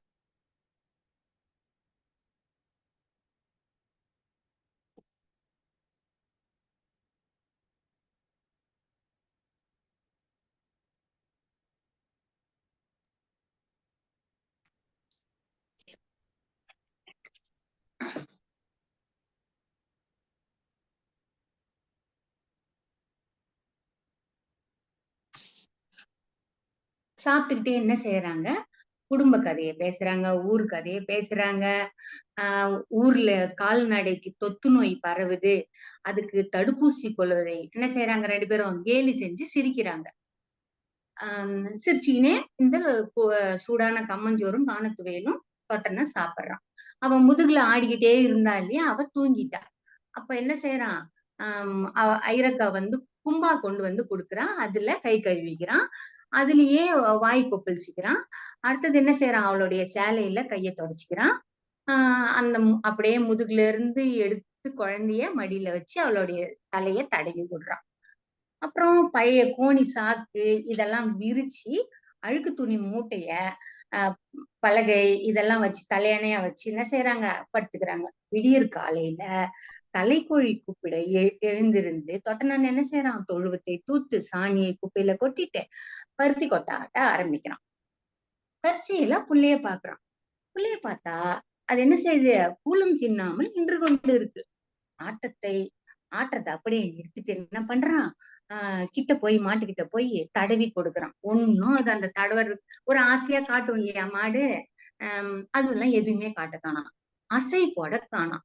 ஐரக்காவை கூப்பிட்டு செய்தியை சொல்றான். ஐரக்கா என்ன செய்யறா, காலையில நல்லா பாத்திரம் கழுவுன்னு இருக்கிறா. என்ன தொட்டு பாத்திரம் கழுவுறா, சாம்பலை போட்டு பாத்திரம் கழுவுறா. அந்த சாம்ப கையோடயே வர்றா. வலது கையில சாம்பல், இடது கையில என்ன செய்யறா, தடவி விடுறா அந்த மாட்டை. அது ஒண்ணும் ஏத்துக்கிறதா தெரியல. நேத்தே கவனிச்சேங்க, ஒரு மாதிரியாதான் இருந்தது இது. நடு சாமத்துல இருந்து எனக்கு தூக்கமே வரலங்க, என்னென்னமோ கனவு வந்தது, எனக்கு ரொம்ப பயமா இருக்குதுங்க அப்படின்னு சொல்றா அவ. பயத்தில் அவளுடைய தொடையெல்லாம் நடுங்குது. உடனே சொல்றான், கொட்டி கொட்டி ஒண்ணுமில்ல சொல்றான். ஆறுதல் அவளுக்கு சொல்லிட்டு இவன் மனசுல பயப்படுறான். காலையில இருந்து குழந்தைகள் தவிர வீட்டுல யாரும் கஞ்சி குடிக்கல. வாகனம் கிட்னப்ப நாயக்கர் வீட்டுக்கு போறா. அவர் வீட்டுல இல்ல, வைத்தியத்துக்காக வெளியில போயிருக்கிறாரு. அந்த கிட்னப்ப நாயகரை பத்தி சொல்லணும்னா என்னன்னா, அவருக்கு ஒன்னும் அவ்வளவா வைத்தியம் தெரியாது. ஆனா நல்லெண்ண நாயக்கர் அவங்க அப்பா இருக்கிறாருல்ல, அவருக்கு எப்படியோ ஒரு வாகனம் புத்தகம் கிடைச்சிருக்கு. யாருக்கிட்டையும் சொல்லாம ரகசியமா வச்சு சொந்த யுக்தியை பயன்படுத்தி மாட்டு வைத்தியம் பார்க்க தொடங்குறாங்க. ஆனா அவங்க என்ன செய்ய மாட்டாங்க, காசு வாங்க மாட்டாங்க. அது ஒரு பெருமை இல்லையா, காசு எல்லாம் வாங்காம எல்லாருக்கும் இலவசமா மருத்துவம் பார்ப்பாங்க. தகப்பனார் மண்டைய போட்ட பிறகு யாருக்கு கிடைக்குது அந்த வாகனம், கிட்னப்ப நாயகருக்கு கிடைக்குது. வைத்தியத்துக்கு காசே வாங்காம அந்த வாங்காததுனால அந்த ஊர் கிராம மக்களுக்கு எப்படி இருக்கிறாங்க, கடவுள் மாதிரி தெரிகிறாங்க. கிட்னப்ப நாயகருடைய மனைவி அச்சம்மாள் என்ன செய்யறா, அவர் வந்ததும் வர சொல்வதாக சொல்றா. ஐயரக்காவும் அச்சம்மாளும் என்ன செய்யறாங்க, 1/2 மணி நேரத்துக்கு பேசுறாங்க. பொண்ணுங்க என்ன செய்யறாங்க, ஒருத்தவங்க பாத்துக்கிட்டா பேசிப்பாங்க இல்லையா, விசாரிச்சுப்பாங்க இல்லையா, அது மாதிரி இவ்வளோ பேசுறாங்க. என்னென்னலாம் பேசுறாங்க, சேலை வேலை, அப்ப குழந்தைகளுக்கு உடம்பு எப்படி இருக்குது, மாசமா இருக்கிறியா, இப்படி எல்லாம் பேசுறாங்க ஐரக்காவும் அச்சம்மாளும். பேசி முடிச்சுட்டு வரப்போது மதியம் ஆயிடுது. இருவரும் ஓயாம கவலைப்பட்டுக்கினே இருக்கிறாங்க. தொட்டனும் ஐரக்காவும் ரொம்ப மாடு முடியாம படுத்துக்கினே இருக்குது, எழுந்திருக்கவே முடியல அதால. இப்ப நினைக்கிறாங்க, நம்ம புஞ்சை வேற உழுது தயாரா இருக்கு, கூட்டு மாட்டுக்காரன் புஞ்சை தான் பாக்கி, மாட்டுக்கு சுகம் இல்லைன்னு அவங்ககிட்ட போய் சொன்னா அவன் என்ன நினைக்கிறான், புத்தி கேட்டவன் உழ கொடுக்க மனசு இல்லைன்னு சொல்றான், உழறதுக்கு மாட்டை கொடுக்கறதுக்கு மனசு இல்லைன்னு சொல்றான். ஏலா, கூட்டு மாட்டுக்காரனுக்கு ஏறு கழிக்க மாட்டுக்கு பதிலா நான் நின்னு கலப்பைய இழுப்பேன், அன்னாரப்ப கவுண்டர் மகன் நான் அப்படின்னு சொல்றான். தொட்டன கொடுத்த வாக்கு மீற மாட்டேன் அப்படின்றான். அந்த கூட்டாளி மனசுப்படியே நானும் நடப்பேன். ஐரக்காவுக்கு உடம்பு அப்படியே கூசுது.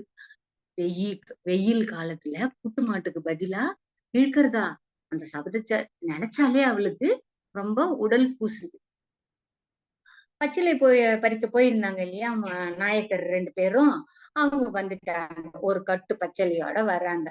வந்தவங்க என்ன செய்யறாங்க, ஆளுக்கு 1-2 அரைச்சி கவாலாம் கொடுக்குறாங்க. கிட்னப்ப நாயக்கர் என்ன செய்யறாரு, நான் ஒரே மருந்துல இந்த மாட்டுக்கெல்லாம் சரி பண்ணிடுவேன் அப்படின்னு தன்னுடைய பெருமையெல்லாம் பேசிக்கினே இருக்கிறாரு. ஐரக்கா குடுத்துட்டேன் நானு, பயப்படாத அப்படின்னு சொல்றாரு. ஒரு நிமிடத்துல என்ன செஞ்சிடும், மாடு அசைப்படும் பாரு அப்படின்னு சொல்றாரு. பொழுதூர மாட்டுக்கு நிலைமை மோசமா போயிடுச்சு. மாட்டோட நிலைமை எப்படி இருக்குன்னா, 4 கால்களையும் நீட்டி அப்படியே தரையில இழுக்க ஆரம்பிச்சிருச்சு. சொங்கு வடியறது நிற்கல, மூச்சு திணறுது மாட்டு. ஐரக்காவும் தொட்டனும் அதன் மீது மேய்த்த ஈக்கள் என்ன செய்யறாங்க, ஓட்டி விடுறாங்க. ஓட்டி விட்டா வேற எதுவுமே அவங்களால செய்ய முடியாது இல்லையா. அப்ப திடீர்னு புள்ள என்ன செய்யுது, அம்மா அப்படின்னு கத்துது. மனதை பிழியும் அந்த குரல் அப்படியே உள்ளுர எலும்பு வரைக்கும், ரத்தம் சதை எலும்பு எல்லாத்துலயும் பாயுது அந்த குரல்.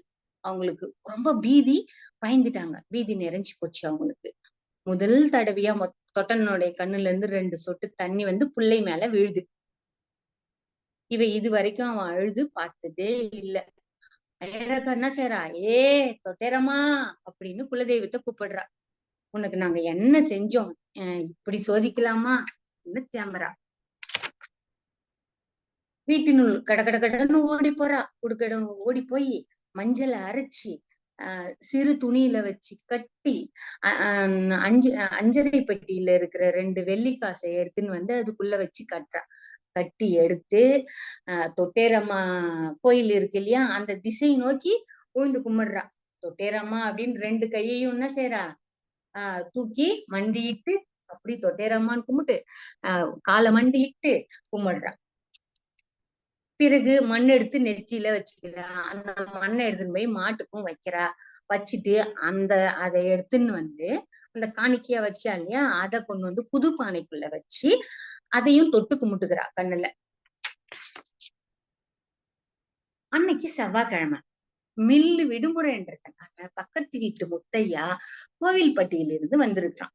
இந்த செய்திய பக்கத்து வீட்டுல மாட்டுக்கு இப்படி இருக்குதுன்னு கேட்டதுமே அவன் என்ன செய்யறான், வந்து உங்களுக்கு என்ன பைத்தியமா, போய் வெட்டினரி டாக்டரை கூட்டின்னு வாங்க, கூட்டின்னு வந்து ஊசி போடுங்க அதுக்கு அப்படின்னு. மந்திரத்தால் ஒன்றும் மாங்காய் விழாது அப்படின்னு கேலி பண்றான். நோய் தடுப்பு ஊசி போட மறுத்த அவளுடைய மூடத்தனத்தை எள்ளி நகையாடுறான். இவங்க 2 பேரும் முன்னாடி சிரிச்சாங்க இல்லையா, ஐரக்காவும் தொட்டனனும் சாப்பிட்டுக்கிட்டே ஊர்ல வந்து ஒரே இதுவாரு தடுப்பூசி எல்லாம் போடுறாங்க, ஒரே காண நோய் இருக்கு அப்படின்னு கேலி பண்ணாங்க இல்லையா. இப்போ அந்த முத்தைய கேலி பண்றான் இவங்க 2 பேரையும் மூடத்தனத்தை எண்ணி. ஐரக்கா தொட்டனனை கோவில்பட்டிக்கு போக சொல்றா. ரொம்ப பயம் வந்துச்சு அவளுக்கு. மாட்டை எப்படியாவது காப்பாத்தியே ஆகணும்னு சொல்லிட்டு ஒரே தீவிரமா, நீ முதல்ல கிளம்புங்க அப்படின்றா. முத்தைய என்ன செய்யறான், தொட்டனனுக்கு வழியெல்லாம் சொல்லி காசெல்லாம் கொடுத்து அனுப்பி வைக்கிறான். உடனே தொட்டனன் என்ன செய்யறான், பயணத்துக்கு தயாராகிறான். எப்படி, நல்லா எண்ணெயெல்லாம் தேய்ச்சி தலையில என்ன செய்யறான், எண்ணெயெல்லாம் தடவின்னு கை கால்ல எல்லாம் தேய்க்கிறான். முகத்துல கை கால் எல்லாம் தேய்ச்சின்னு செருப்பெல்லாம் போட்டுன்னு அவன் கொடுத்த காசை முடிஞ்சுக்கினு என்ன செய்யறான், கிளம்புறான். கிளம்பிட்டு பிடிஓ ஆபீஸ்க்கு போயிட்டான். பிடிஓ ஆபீஸுக்கு போனாக்கா அங்க பார்த்தா நம்ம ஊர்ல பார்த்தவங்கதான் எல்லாம் அங்க இருக்கிறாங்க, நிறைய பேரு.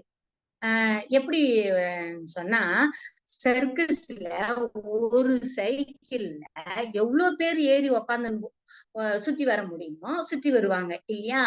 அது மாதிரி அந்த பிடிஓ ஆபீஸ்ல இருந்து இவங்க கிராமத்துக்கு அவ்வளவு பேர் அந்த ஜீப்ல ஏறின்னு வருவாங்களாம். அத பாக்குறாங்க. அதுல வந்து ஒரு பொண்ணு வந்து இறங்குவாளாம். அந்த பொண்ணு எப்படின்னா, ஒரு சின்ன யானைக்குட்டியே கையும் காலையும் வீசி நடந்த மாதிரி வருவாளாம். தொட்டன வெட்டினரி டாக்டர் முன்னாடி போய் நிக்கிறான். துண்டெல்லாம் இடுப்புல கட்டிக்கிட்டு ஒரு கும்பிடு போடுறான். தலையாசி முதலில் ஊரு, அப்புறம் மாட்டுக்கு என்ன ஆச்சு, 1 2 அறிகுறி இதெல்லாம் சொல்றான். சொன்னதும் என்ன செய்யறாரு, சரி நிறுத்து அப்படின்னு கையால காட்டுறாரு. சரி, உடனே போய் என்ன செய்ய, நீ போய் பிடிஓ ஆபீசர் கிட்ட அனுமதி வாங்கிக்கிட்டு வா, சொல்லிட்டு வா போய் அப்படின்னு சொல்றாரு. அதுக்குள்ள இவர் என்ன செய்யறாரு, ஒரு தீப்பெட்டியை எடுக்கிறாரு. அதுல ஒரு குச்சியை எடுத்து ஒடிச்சு தன்னுடைய பல்லு இடுக்குல இருக்கிற ஊத்தையெல்லாம் குத்தி குத்தி குத்தி நாக்குல தடவுறாரு. அப்புறம் அந்த குச்சியை முகந்து பார்த்து தூர போடுறாரு அந்த டாக்டர். இவன் என்ன செய்யறான், அந்த பிடிஓ ஆபீசர் கிட்ட போய் சொல்றான். போனாக்கா அந்த டாக்டருக்கும் அந்த பிடிஓ ஆபீஸுக்கும் எப்பயுமே ஆகாது. சரியான நேரத்துல அந்த பிடிஓ ஆபீசர் என்ன செய்ய மாட்டாரு, ஜீப்பு கொடுத்து உதவ மாட்டாரு. அதே தான் ஆச்சு தொட்டனன் நிகழ்ச்சியிலும். ஜீப்பு ஷெட்டுக்கு, கார் ஷெட்டுக்கு இவங்க போறாங்க, காரு போயிடுச்சு. அந்த ஜீப்ல அந்த யானைக்குட்டி அம்மாவும் உட்காந்து இருக்கு. அவர் கையில கருவேப்பிலை கொத்து இருந்தது தொட்டனம் பாக்குறான். இப்பொழுது ஜீப் இருந்திருந்தா கிராமத்துக்கு போய் ஒரு விவசாயி மாட்டோடைய உயிரை காப்பாத்தி இருக்கலாம்னு டாக்டர் நினைக்கிறாரு. நினைச்சினே நடக்கிறாரு. அவங்க இப்ப ஜீப்பு போயிடுச்சு இல்லையா, எப்படி போறது, பஸ்ல போறாங்க. பஸ்ல போய் அங்க ஊர்ல போய் நடந்து போறாங்க. அவங்க வீட்டு வாசல்ல மிதிச்சு மிதிக்கிறதுக்கும் வீட்டுக்குள்ள இருந்து அழுக சத்தம் ஓன்னு சத்தம் கேக்குது. அது 2ம் சரியா இருக்குது. தொட்டன தொட்டனும் ஐராக்காவும் சோகமே உருவெடுத்த மாதிரி என்ன செய்யறாங்க, உக்காந்துன்னு இருக்கிறாங்க. சுற்றத்தார் எல்லாரும் ஒவ்வொருவரா வந்து வந்து வந்து துக்கம் விசாரிக்கிறாங்க. பிரேதத்தை சக்கிலியாரிடம் ஒப்படைக்க மறுத்துவிட்டால் ஐராக்கா. பெத்த பிள்ளைய மாதிரி நான் வாழ்த்தேன், இத போய் சக்கிலி கையில கொடுக்கறதா, என்னால கொடுக்க முடியாது அப்படின்னு சொல்லிட்டா ஐராக்கா. அதோட அன்னைக்கு செவ்வாய்க்கிழமை, அதனால வீட்டுக்கு பின்னாடி அவங்களுடைய காலி மனை இருக்கு. அதுலயே என்ன செஞ்சுட்டாங்க, அத புதைச்சி பால் வார்க்கறாங்க. கிராமத்து பெரியவர்கள் எல்லாரும் வந்து விசாரித்து ஆறுதல் சொல்றாங்க. கிராம முன்சிபயர் வர்றாரு. வந்து என்ன செய்யறாரு, தொட்டனா மனசு தேத்திக்கோ, மாடு மனைவி மக்கள் கழனி இதெல்லாம் வாய்க்கிறது ஒருவனுக்கு பூர்வ ஜென்ம பாக்கியம்னு பெரியவா சொல்லுவா.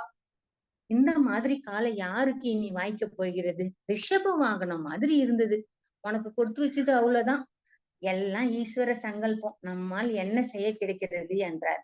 சாமி, என் பிள்ளையில ஒண்ணு போயிருந்தா கூட நான் இவ்வளோ மலைக்க மாட்டேன், எனக்கு என்ன செய்யறதுன்னே தெரியல சாமி.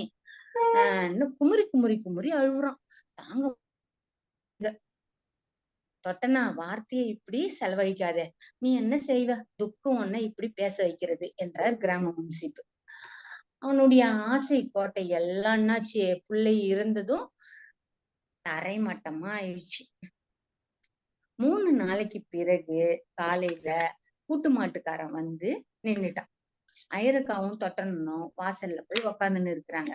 தொட்டனன் மௌனமாக உக்காந்துன்னு இருக்கிறான், யாரோடையும் பேசல.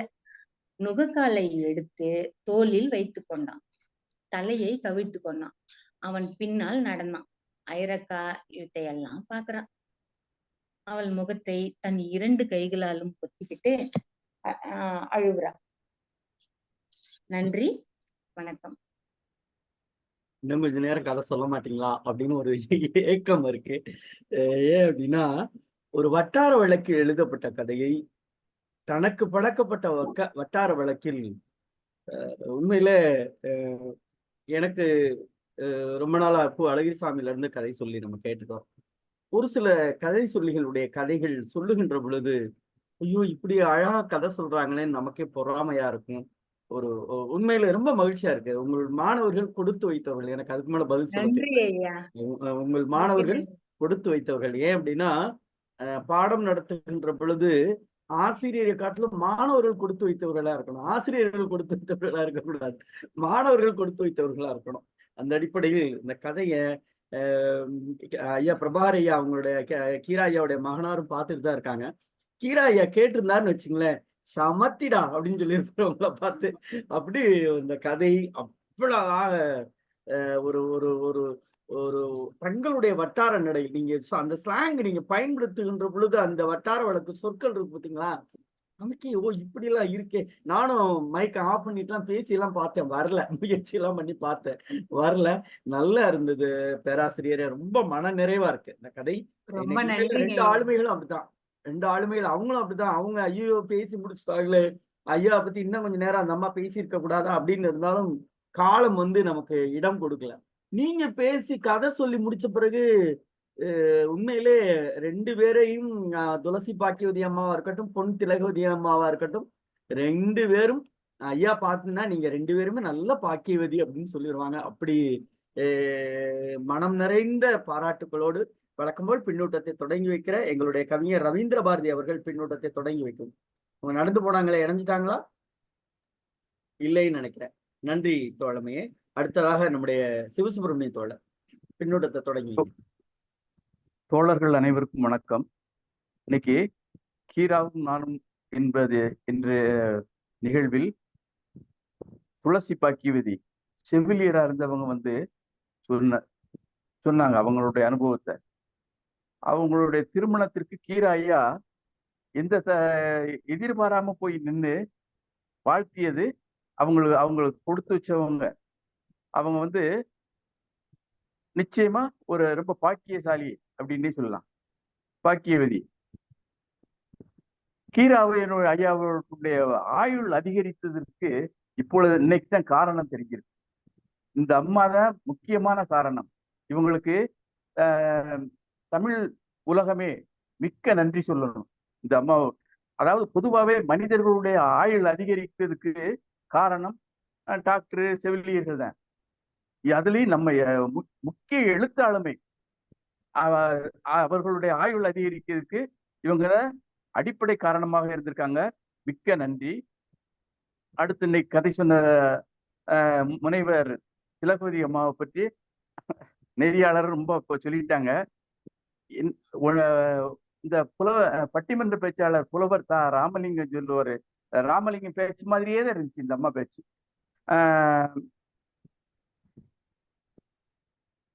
முந்திக்கின்னு போனாக்கா அது இந்த சென்னை பாசையோட பேச்சு மொழியோட சேர்ந்தாக்குள்ள இருக்கும். ரொம்ப அருமையாக இருந்துச்சு. எப்படி சொல்றதுன்னு தெரியல. அது மாணவர்கள் கொடுத்து வச்சதுன்னு சொன்னாங்க. இன்னைக்கு நான் என்ன சொல்றேன்னா, நாங்க கேட்டவர்கள் எல்லோரும் கொடுத்து வச்சவங்க, ரொம்ப கொடுத்து வச்சவங்க. அதுல இன்னைக்கு பார்த்தா 2 பேரும் பெண்கள் பங்கேற்று இருக்கீங்க. அதுல 2 பேருடைய பேரும் கூட கிட்டத்தட்ட ஒண்ணு போல வருது பாருங்க. பாக்கியவதி, திலகவதி. ரொம்ப பொருத்தமா இருக்கு. ரொம்ப இன்னைக்கு நல்ல ஒரு பொருத்தமான நிகழ்வு. இதுல ஐரக்காவுக்கு கதைக்கு வந்தோம்னா, ஐரக்காவுக்கு சீதனமா, திருமணத்துக்கு சீதனமா மாடுதான் கொடுக்காங்க. கண்ணுக்குட்டியா வச்சு கொடுத்து அது ஆயிருது. அது எவ்வளவோ விவசாயத்திற்கு பயன்படுகிறது. அவங்க மாடா உழைக்கிறாங்களோ என்னமோ, அது ரொம்ப மாடா உழைச்சிச்சு. ஆனா அந்த மாட்டுக்கு உடம்புக்கு முடியாத போதே அவங்க ரொம்ப அழுகுறாங்க. குடும்பத்தில் ஒரு நபருக்கு உடம்பு முடியாத மாதிரி அழுகுறாங்க. அது இறந்த போது இந்த மாதிரி பரிதவிச்சு அழுதுருப்பாங்கன்னு அதன் மூலமா கற்பனை பண்ணி கொள்ள முடிகிறது. அது இன்னொன்னு, மாடு தனக்குள்ள நோயை அது சொல்ல முடியாது. ஆதி காலத்துல மனிதர்கள் ஊமை மாதிரி இருந்த காலத்துல எவ்வளவு சங்கடப்பட்டிருப்பாங்க. இந்த அகிரிணை உயிர்களுக்கு நோய்வாய்ப்படும் போது, அகிரிணை உயிரினங்கள் நோய்வாய்ப்படும் போது சொல்ல முடியாம திணறும் இல்ல, சங்கடப்படும். அதை ஒப்பிட்டு பார்க்க முடிகிறது. பொதுவா அந்த காலத்துல நாட்டு மருத்துவர், பிறகு வெட்டரினரி டாக்டர் அவங்கெல்லாம் நல்லா இப்போ முன்னேறிட்டு, சிகிச்சைக்கும் நல்லா முன்னேறிட்டு இருந்தாலும் அவங்க மாடு இறந்து போயிருந்தும் ரொம்ப அழுது வழி அனுப்புறாங்க. அதுதான் குடும்பத்தில் ஒரு நபர்.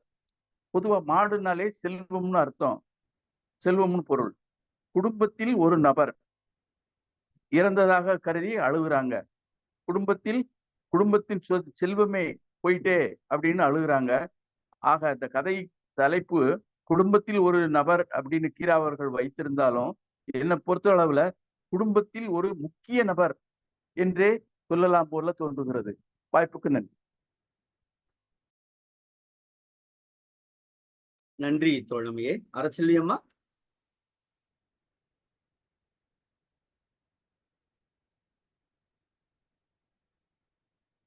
அரசெல்வி அம்மா, மேரி அம்மா, சாரி அரசெல்வி, மேரி அம்மா, மேரி அம்மா, ரவீந்திர பாரதி. சொல்லுங்க. கேக்குதுங்களா? கேக்குதுமா, கேக்குது. சொல்லுங்க. ரொம்ப இன்னைக்கு கீராவும் நானும் அப்படிங்கறது ரொம்ப அருமையா சொன்னாங்க. அந்த அம்மா சொல்லும்போது, நான் இலக்கியம் சார்ந்து செய்யல அப்படின்னு சொன்னாலும் எனக்கு மதர் தெரசானுடைய ஒரு கோட் தான் ஞாபகம் வந்துச்சு. பிரார்த்தனை செய்யுங்கள், கடவுளுக்கு அருகில் நீங்கள் செல்வீர்கள். சேவை செய்யுங்கள், கடவுள் உங்கள் அருகில் வருவார்னு சொல்லுவாங்க. அதுதான் அந்த மதர் தெரசானுடைய கூட்டு தான் எனக்கு ஞாபகம் வந்துச்சு. ரொம்ப அருமையா அவருக்கு எல்லாமே செஞ்சிருக்காங்க. கடைசி நேரத்துல கூட கீரா அவங்களுடைய போன் நம்பர் தான் தேடி இருக்காங்க அப்படிங்கறதுல ரொம்ப நெகிழ்வா இருந்துச்சு. ரொம்ப அருமையா அந்த கீராவுக்கும் அவங்களுடைய மனைவிக்கும் அவங்க என்னென்ன மருத்துவ உதவி செஞ்சாங்க அப்படிங்கறத பதிவு பண்ணியிருந்தாங்க. ரொம்ப அருமையா கேட்கறக்கே அவ்வளவு சேவை மனப்பான்மையா இருந்தாலும் ரொம்ப தன்னடக்கமா அவங்களுடைய எல்லா விஷயங்களும் சொன்னாங்க. ரொம்ப நிறைவா இருந்துச்சு கேட்கறக்கு. அதே போல கதை சொல்லி உண்மையுமே அவங்களுடைய ஸ்லாங் ரொம்ப நல்லா இருந்துச்சு கேட்கறக்கு. ரொம்ப நல்லா அழகா சொன்னாங்க. ஒரு மாடு இறக்கும் போது எவ்வளவு கஷ்டப்படுற ஒரு உயிரினம். கண்டிப்பா ஒரு செல்லப்பிராணி இறந்து போகும்போது மனசுக்கு வந்து மிகவும் கடினமா இருக்கும். அது மாடா இருந்தாலும் சரி. எங்க வீட்டுல நாய் இருந்துச்சு. நாய் இறந்தப்போ நான் நான் அழுத அழுகு எங்க ஸ்கூல்ல அத்தனை பேரும் இலவு சீட்டு கேட்க வந்துட்டாங்க. அப்படி அழுது ஒரு 3 நாள்லாம் அழுதுட்டு இருந்தோம். அந்த நாய் எங்க வீட்டு தென்னை மரத்துல தான் வச்சிருக்கோம். பிரௌனின்னு பேரு. அது 13 வருஷம் இருந்துச்சு. அதுக்கப்புறம் நான் நாயை என்னால வளர்த்த முடியல. அதாவது மாடுங்கிறது வந்து ஒரு பெரிய செல்வம் தான். அதான் கெடில் விழிச்செல்வம் அப்படின்னு சொல்லியிருப்பாரு. மாடல்ல அப்படின்னு சொல்லியிருப்பாரு திருவள்ளுவர். மாடல்ல மற்றையோ அப்படின்னு. மாடுதான் செல்வமா அன்னைக்கெல்லாம் கொடுத்துட்டு இருந்தாங்க. பெண்களுக்கு சீதனமா மாடுதான் கொடுத்துட்டு இருந்தாங்கிறதையும் நம்ம பாக்குறோம். ரொம்ப அருமையான கதை செல்வி. அவங்களுடைய மொழி நடை எல்லா விஷயத்தையும் அழகா வந்து அப்படியே அந்த பாவனை, நடிப்பு எல்லாமே இருந்துச்சு. ரொம்ப அருமையா கதை கேட்கறதுக்கே சந்தோஷமா இருந்துச்சு. வாழ்த்துக்கள். நன்றி ஐயா. சிறப்பு.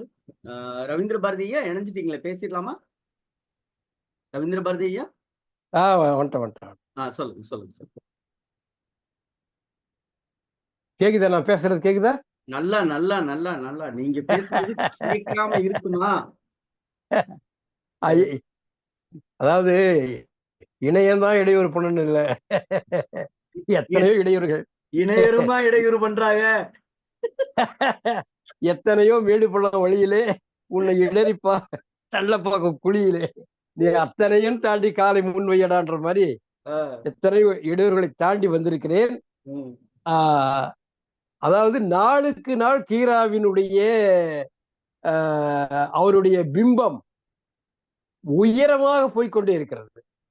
அது இந்த அம்மா சொன்னாங்களே, வீட்டுக்கு ஒரு கீரா வீட்டுக்கு ஒரு நபராக இருந்து அவருடைய துணைவியாருக்கு ஒத்தாசை செய்து உடன் இருந்து அவரோடு பேச்சு துணையாக இருந்து மருத்துவ உதவி செய்து அடடா அடடா அடடா, இந்த எழுத்தில் வராத இந்த அனுபவங்கள் இதை எழுத்தில் வடிக்க வேண்டும் என்ற ஒரு ஆவல் நமக்கு வருகிறது. அந்த அளவுக்கு கீராவினுடைய பன்முக ஆற்றல் வெளிப்படுகிற மாதிரி அந்த அம்மா அருமையா சொன்னாங்க.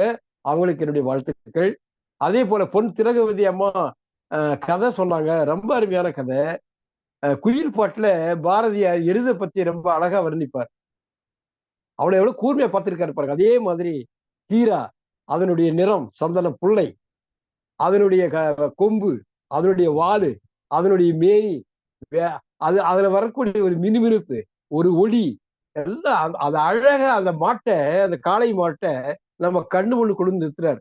அதாவது கிராமங்கள்ல உழவு தொழில் செய்கின்ற விவசாயிகளுக்கு, உணவு உற்பத்தி செய்கின்ற விவசாயிகளுக்கு கால்நடை என்பது ஒரு குழந்தை மாதிரி, அவங்க வீட்டுல ஒரு நபர் மாதிரி.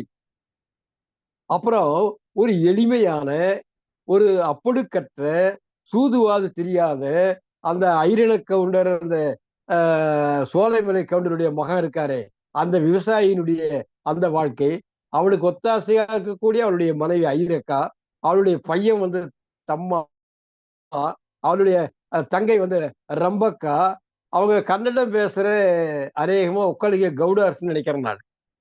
அதுதான் கவுண்டர்ன்னுவாங்க. நம்ம பகுதியில கன்னடம் பேசுறவங்களே கவுண்டர்ன்னுவாங்க. அந்த மாதிரியான பக்கத்து வீட்டுல தமிழ், தெலுங்கு, கன்னடம் மூணும் கலந்து பேசுற அந்த அழகு இருக்கே, அதாங்க இந்தியாவுடைய சிறப்பு. இவளோட பன்முகத்தன்மையை, தமிழகத்தின் ஒரு தெருவிலே கூட அந்த பன்முகத்தன்மை விளங்குவதைத்தான் இதுதான் உண்மையான தமிழகம். அழகா பதிவு பண்ணியிருக்காரு கீரா. இந்த கதை உண்மையில என்னுடைய பக்கத்து வீட்டுல ஒரு விவசாயி, அவங்களுடைய இதே மாதிரி ஒரு காளை மாடு ஊசியை தவிட்டுல சாப்பிடும்போது எப்படி ஊசி போயிடுச்சு.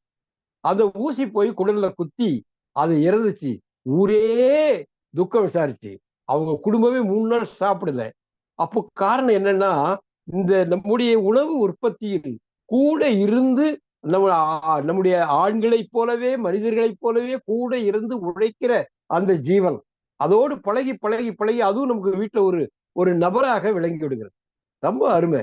அதாவது வாயில்லா ஜீவனாகிய அந்த விலங்குகள், மனிதன் எப்பொழுது தானாக இருந்த விலங்குகளை தனக்காக பழகி கொண்டானோ அப்பொழுதே அவன் பிற உயிர்களை நேசிக்கக்கூடிய தன்மை வேணும். அதான் வள்ளலார் சொல்லுவார், நீ வந்து இது பண்ணி மாட்டுக்கு உதவி செய்யணுங்க, அது கோ சம்ரட்சணம் உதவி செய்யணும்னு வந்து கேட்பாங்க. விவேகானந்தரை கேட்ட மாதிரி வள்ளலாரே வந்து கேட்பாங்க. அப்போ வள்ளலார் சொல்றாரு, மனிதனுடைய பசியை ஆற்றுன்றார். ஏன்னு கேட்டா, மனிதன் பசியை ஆற்றினால் அவன் எல்லா ஜீவராசிகளையும் பசியை ஆற்றுவான், எல்லா உயிரினங்களையும் காப்பாற்றுவான். அதனாலதான் மனித நாகரிகத்துல தானாக இருந்த விலங்குகளை தனக்கானதாக மாற்றிக்கொண்டதுதான் நாகரிகத்தினுடைய உச்ச கட்டம் அது. அப்படிப்பட்ட ஒரு கதை, அருமையான கதை. ஒரு சம்சாரியினுடைய வாழ்க்கையில் பிரிக்க முடியாது இருக்கக்கூடிய ஒரு காளை மாடு. அந்த காளை மாட்டுக்கு பதிலாக இவனே போய் உணரான் பாருங்க, எவ்வளவு அப்பொழுக்கற்ற ஒரு உண்மையானவன் அவன். ஆனா அந்த கிராமத்துல மூட நம்பிக்கை படிந்திருக்கிறது பாருங்க. விவசாயி கிட்ட எப்பவுமே மூட நம்பிக்கை இருக்கும். ஆனா தொழிலாளி, அவன் நகரத்துல போய் தொழில் செய்யறவன், அவனுக்கு பகுத்தறிவு உணர்வு வருது.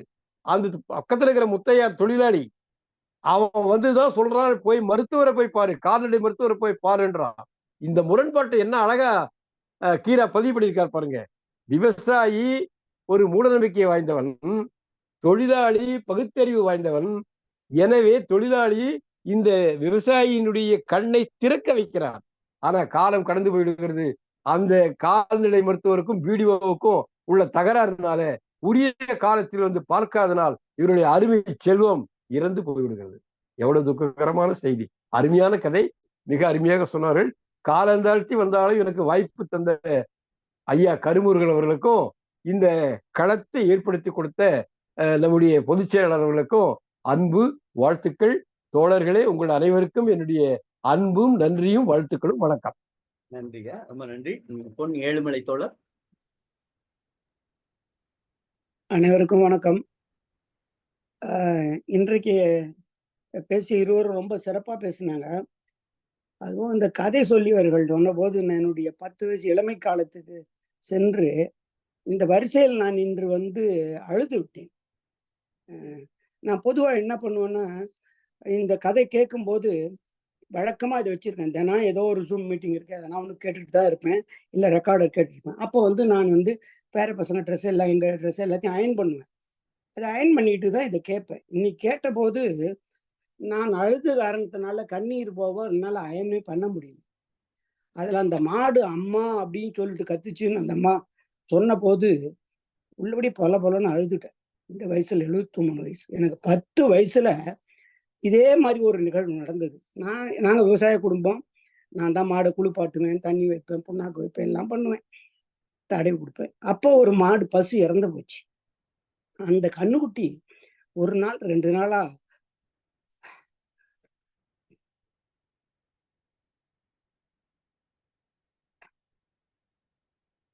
என்னால இதுக்கு மேல பேச முடியல, கொஞ்சம் ரிலாக்ஸா எடுத்துக்கோ கொஞ்சம் மனமிட்டு பேசுங்க ஏழுமலை தோழர், மனமிட்டு பேசுங்க. நீங்க உங்களுடைய உணர்வுகள் உண்மையிலே அதுக்கான களம் தானே இது. உங்களுடைய உணர்வுகள் இதெல்லாம் பேசுறதுக்கான களம். உண்மையிலே நல்ல ஒரு ஒரு சிந்தனையாளர்.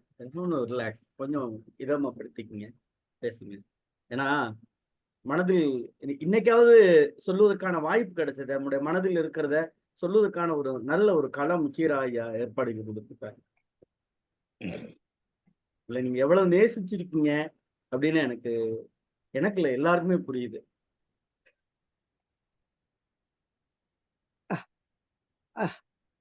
அது அது அந்த கண்ணுட்டி 2 நாள் அது மாதிரி சத்தம் போட்டு அதுவும் இறந்து போச்சு. நான் 1 வாரம் 10 நாளா பள்ளிக்கூடம் போகாத, வேற வழி சாப்பிடாத, அப்படியே இருந்தேன். அந்த உணர்வு அப்ப ஏதோ 10 வயசு சிறு வயதுல இருந்ததுன்றது இல்லை. இப்ப கூட ஒரு 10 ஆண்டுகளுக்கு முன்னாடி என்ன 60 தாண்டின கட்டத்தில் தான் எனது நண்பர் ஒருத்தர் சூப்பரண்ட் இன்ஜினியர், எலக்ட்ரிசிட்டி போர்டு, அவரை பார்க்க போயிருந்தேன். அடிக்கடி அவர் போய் பார்த்து பேசுவோம். 1 மாசத்துக்கு ஒரு தடவை அவர் வீட்டு வழியா போகும்போது அப்புறம் பார்த்து பேசுவேன். அவங்க வீட்டுல வந்து ஒரு பொமரேனியன் நாய் ஒண்ணு இருக்கும். அது நான் போன உடனே வந்து நான் அந்த சோஃபாவில் அமர்ந்தேன்னா அதுக்கு என் மேலே எகிரி குதிக்கும். அதை நான் தடவி கொடுக்கணும். அப்படி கொடுக்கலன்னா அது விடவே விடாது. இந்த தடவி கொடுத்த உடனே போயிட்டு அப்படியே அந்த சோஃபா இடையில என் கால்களுக்கு இடையில தொங்க போட்டிருக்க கால்களுக்கு இடையில படுத்துக்கும். அப்படி ஒரு இது அவங்க சொல்லுவாங்க, இது என்ன எவ்வளவு பேர் வராங்க இங்க, நீங்க கூட 1 மாசத்துல ஒரு தடவை தான் வர்றீங்க, உங்ககிட்ட தான் இங்க இது இப்படி இருக்கு. அது மாதிரி இது வந்து நீங்க வந்து கதவு தட்டுறதுக்கு முன்னாடியே வந்து ஒரு தட்டுனீங்கன்னா, ஒரு தடவை குலைச்சிட்டு நின்னுதுன்னா, அது நீங்க தான் வந்திருக்கீங்கன்னு தெரியும். தொடர்ந்து குலைச்சதுன்னா யாரோன்னு நினைப்போம். ஆனா ஒரு முறை குலைத்தால் அது நீங்கள் என்பது உறுதி பண்ணப்பட்ட ஒரு செய்தி அப்படிம்பாங்க. அது எப்படின்னு எனக்கு புரியல. நானும் அடிக்கடி போறதில்ல. ஒரு மாசத்துக்கு ஒரு தடவை தான். இது மாதிரி விலங்குகளுடனான என்னுடைய உணர்வு. அது ஒருவேளை எங்கும் வேவ்ஸ் வருது, அது இதுன்னு சயின்டிஃபிக்கா சொல்றாங்க. அது மாதிரி எதனா இருக்குமா என்னன்றது தெரியல. இன்றைக்கு அவர்கள் வந்து இத பேசினபோது நான் வந்து என்னுடைய 12 வயதிலேயே நான் ஊரை விட்டு வந்துட்டேன் படிக்கிறதுக்கு நகரத்துக்கு. அந்த 12 வயதுக்குள் நடந்த நிகழ்வுலாம் அந்த விலங்குகளோட தொடர்பு, அத வந்து அந்த மருத்துவர்கள் இதெல்லாம் வந்து அவங்க சொன்ன இயல்பான நடை, மொழி நடை, அந்த உணர்வுகள் என்ன வந்து 10 வயதுக்கு இன்னைக்கு கூட்டின்னு போயிடுது. உள்ளபடியே இன்னைக்கு வாய் விட்டு அழுத ஒரு நிகழ்வு இன்னைக்கு நடந்தது. எழுத்துக்களுக்கு நினைவுகளை அழைத்துச் செல்லுகின்ற அந்த தன்மை உண்டு அப்படின்றது வந்து இன்றைக்கு உறுதியாகியிருக்குது. அதனால இந்த பதிவுகள்ல எல்லாம் ஏதோ ஒரு சிறுகதை கேட்டோம், போனோம் அப்படின்றது இல்ல. ஒரு மனிதனுடைய வாழ்வுக்கு பாதிப்பாகவும், அவனுடைய அனுபவத்தின் பதிவாகவும், அதன் வழி பாடம் கற்றுக்கொள்ள வேண்டிய ஒரு சூழலாகவும் இது இருக்கும். அதுதான் அந்த முரண்பாடு மருத்துவத்துக்கும் நம்பிக்கைகளுக்கும் உள்ள முரண்பாடுகள். அப்படியே என்னை வந்து எங்களுடைய குக்கிராமத்துக்கு அழைத்து சென்ற நிகழ்வு என்ற கதையும், இந்த கதை சொல்லியும் இந்த நிகழ்வு அமைப்பாளர்களுக்கும் எனது நன்றியை தெரிவித்துக் கொள்கிறேன். நன்றி தோழமையே. உண்மையிலே நான் ஏழுமலையா நான் பார்க்கிறது இதுல பார்க்கும்போது ஒரு கம்பீரமான ஒரு ஒரு ஒரு ஒரு பிம்பமா தான் என்னுடைய நிலையில வச்சிருந்தேன். ஆனால் அவர் ஒரு எவ்வளவு ஒரு குழந்தையாக மாறி இருக்கிறார் என்பது உண்மையிலே இருக்க இருக்க ஐயா மேல இருக்கக்கூடிய அந்த மதிப்பீடு இன்னும் கூடுதலாக போற்றுதலுக்குரிய, வணக்கத்துக்குரிய மதிப்பீடாகவே நம்ம பார்க்கிறோம். ரொம்ப நன்றி ஐயா, மனம் திறந்த உரை. மிக்க மகிழ்ச்சியா. நம்முடைய நிகழ்ச்சியினுடைய நோக்கம் இதுதான். மனம் திறந்த ஒரு பதிவீடா இருக்கணும். ஏன்னா அங்க பிரபாகரியாவும் இருக்காங்க. ஏன்னா அவருடைய தந்தையாருடைய படைப்பாக இருந்தாலும் கூட அவரும் ஒரு எழுத்தாளர். ஒரு எழுத்தாளருடைய படைப்பு எப்படியெல்லாம் மனங்களில் பிரதிபலிக்கிறது, மனங்களில் உயிரோட்டத்தை உருவாக்குகிறது என்பதற்கு அந்த சொற்கள் எவ்வளவு பெரிய விஷயம். அது கதை சொல்லியும் ஒரு காரணம். நன்றி ஐயா. ரேவதி அம்மா, காலத்தினுடைய அருமைகருதி ரேவதி அம்மா. அனைவருக்கும் வணக்கம். இன்றைய கீராவும் நானும் வாழ்த்துறை சொல்லிய துளசி பாக்கியவதி அம்மாள் ஒரு மிகச்சிறந்த ஒரு புண்ணியவதி. அதனாலதான் அவங்க கீரா ஐயா கூட ரொம்ப அவங்க மக மாதிரியே இருந்தாங்க. அவங்க சொல்லும்போது எனக்கும் அப்படியே அந்த கீரா நயனாவை நினைச்சு மனசுக்குள்ள அப்படியே ஒரு உணர்ச்சி வந்துகிட்டே இருந்தது. அந்த புண்ணியவதிக்கு என்னுடைய வணக்கங்களை தெரிவித்துக் கொள்கிறேன். அடுத்து கதை சொல்லி பொன் திலகவதி அவங்க வந்து பிள்ளைகள்கிட்ட கேள்வி கேட்கிற மாதிரி என்ன சொன்னாங்க, என்ன செஞ்சாங்க, என்ன ஏதுன்னு கேள்வியை கேட்டு உடனே பதிலுன்னு சொன்ன அந்த உத்தி நல்லா இருந்தது. கால்நடை தொத்து நோய் பத்தி, விவசாயத்துடைய பங்கீடுகளை எல்லாம் பத்தி பேசுற ஐயரக்காவும் தொட்டனனும் மாட்டுக்கு நோய் வந்ததும் ஊசி போடுறது ஒரு மூட நம்பிக்கைங்கிற மாதிரி வச்சிருந்தாங்க. கடவுளை கும்பிடாம நம்ம இப்படி இருக்கமே அப்படின்ட்டு. அந்த ஐயரக்கா வந்து தொடரமாட்டு சாமியெல்லாம் கும்பிடுறா, அதெல்லாம் காசெல்லாம் முடிஞ்சு வைக்கிறா. கடைசியில அந்த முத்தையா வந்து சொல்லி சத்தம் போட்ட பிறகு ஐயரக்கா மனசுல ஆஸ்பத்திரிக்கு கூட்டு போகணும் அப்படிங்கிற எண்ணம் வருது. தொடர்ந்து மனசுல அந்த எண்ணம் வரல. அது ஏன் அப்படின்னு தெரியல. அப்புறம் கடைசியில அவங்க காலம் கடந்து போனதுனால அந்த பிள்ளைய மீட்க முடியல அப்படிங்கிற மாதிரி எனக்கு ஒரு நினைவு வருது. ரெண்டாவது அவங்க அந்த பிடிஓவுக்கும் அந்த வெட்டினரி டாக்டருக்கும் ஆகாது அப்படிங்கும்போது அந்த யானைக்குட்டி பொம்பளை தான் பிடிஓவோ என்னமோ நானா நினைக்கிறேன். அது பாருங்க கையில கருவேப்பிலை கத்து கொண்டுட்டு ஜீப்ல ஏறி போச்சு அப்படிங்கிற ஒரு வரி போடும்போது மாட்டுக்கு சேவகம் செய்யறதுக்கு ஜீப்பு வரல, இது கருவேப்பிலை கொண்டு போகுதுன்னா வீட்டுல போய் சமையலுக்கு தான் போகும். அப்ப அதுக்கு ஜீப்பை பயன்படுத்துறாங்களே அப்படிங்கும்போது பெரிய பதவிகளை இருக்கிறவங்க இந்த மாதிரி இந்த சில்லறத்தனமும் செய்யறாங்களே அப்படிங்கிற ஒரு ஆதங்கம் வருது. அடுத்து நாங்க திருமணம் முடிச்ச புதுல இவர் வந்து விஏஓவா இருக்கிறதுனால கிராமத்திலேயே தான் குடியிருந்தோம். அப்ப ஒரு வீட்டுல ஒருத்தர் காளை மாடு வாங்கிட்டு வந்திருந்தாரு. அந்த வீட்டுக்கார ஆளு அவருடைய பேரே மறந்து போயிடுச்சு. யார் கேட்டாலும் மொட்டைக்காளைன்னே சொல்லுவாரு. கடைசி வரைக்கும் அவருடைய பேரு மொட்டைக்காளைன்னே தான். நாங்களும் மொட்டைக்காளையா தான் நினைச்சோம். ஆனா அவருக்கு வச்ச பேர் வேற பேரு. சொல்றவங்க எல்லாரும் மொட்டைக்காளைன்னே சொல்லிடுவாங்க. அப்ப அந்த மாதிரி கால்நடைகள் அந்த குடும்பத்துல ஒரு நபராக எந்த மாதிரி சொல்லப்படுது அப்படிங்கிறத நம்ம கண்கூடா பாக்குறோம். கிராமத்துல இருக்கிறவங்களுக்கு ரொம்ப இது மாதிரி அனுபவங்கள் நிறைய கிடைக்கும். நம்ம முருகன் தோழர் சொன்ன மாதிரி நானும் பொன் ஏழுமலை தோழரை மிகப்பெரிய பிம்பமாக மனசுல நினைச்சு வச்சிருந்தேன். இந்தியால இருந்து கனடால போய் வேலை பார்க்கறாரு, பெரிய பெரிய இதா இருக்கும். இன்னைக்கு அவர் அழுகிறத பார்த்து எனக்கு அழுக வந்துருச்சு ஒரு மாதிரி. எப்படியா நம்ம சொல்லுவோமோ சொல்ல மாட்டோம். அவருடைய மனசுலயும் ஒரு குழந்தைத்தனம் இருக்கு அப்படிங்கிறத நினைக்கும் போது அவர் நம்மள்ட்ட அந்த இலக்கியத்தின் மூலமாக மிக நெருங்கி வந்துட்டாரு அப்படிங்கிறது தெரியுது. வாய்ப்பு கொடுத்த அனைவருக்கும் நன்றி.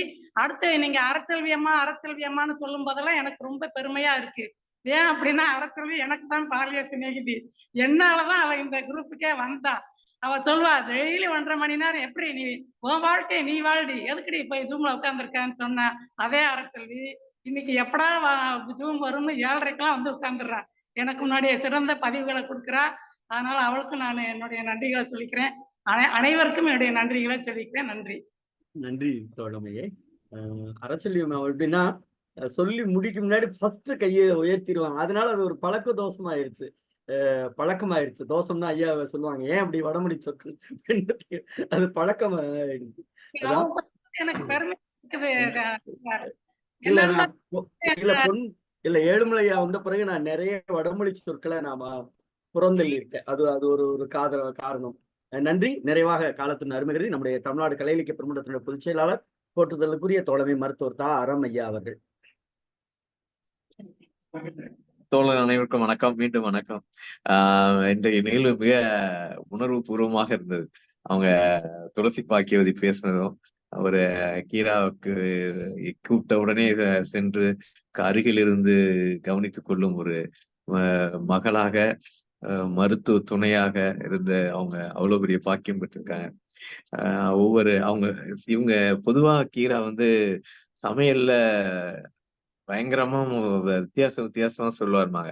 அந்த கவிஞர் மீனாட்சி அவங்க அரவிந்த் ஆசிரமத்துல இருக்கவங்க அவங்களுமே நிறைய சொல்லிட்டு இருப்பாங்க.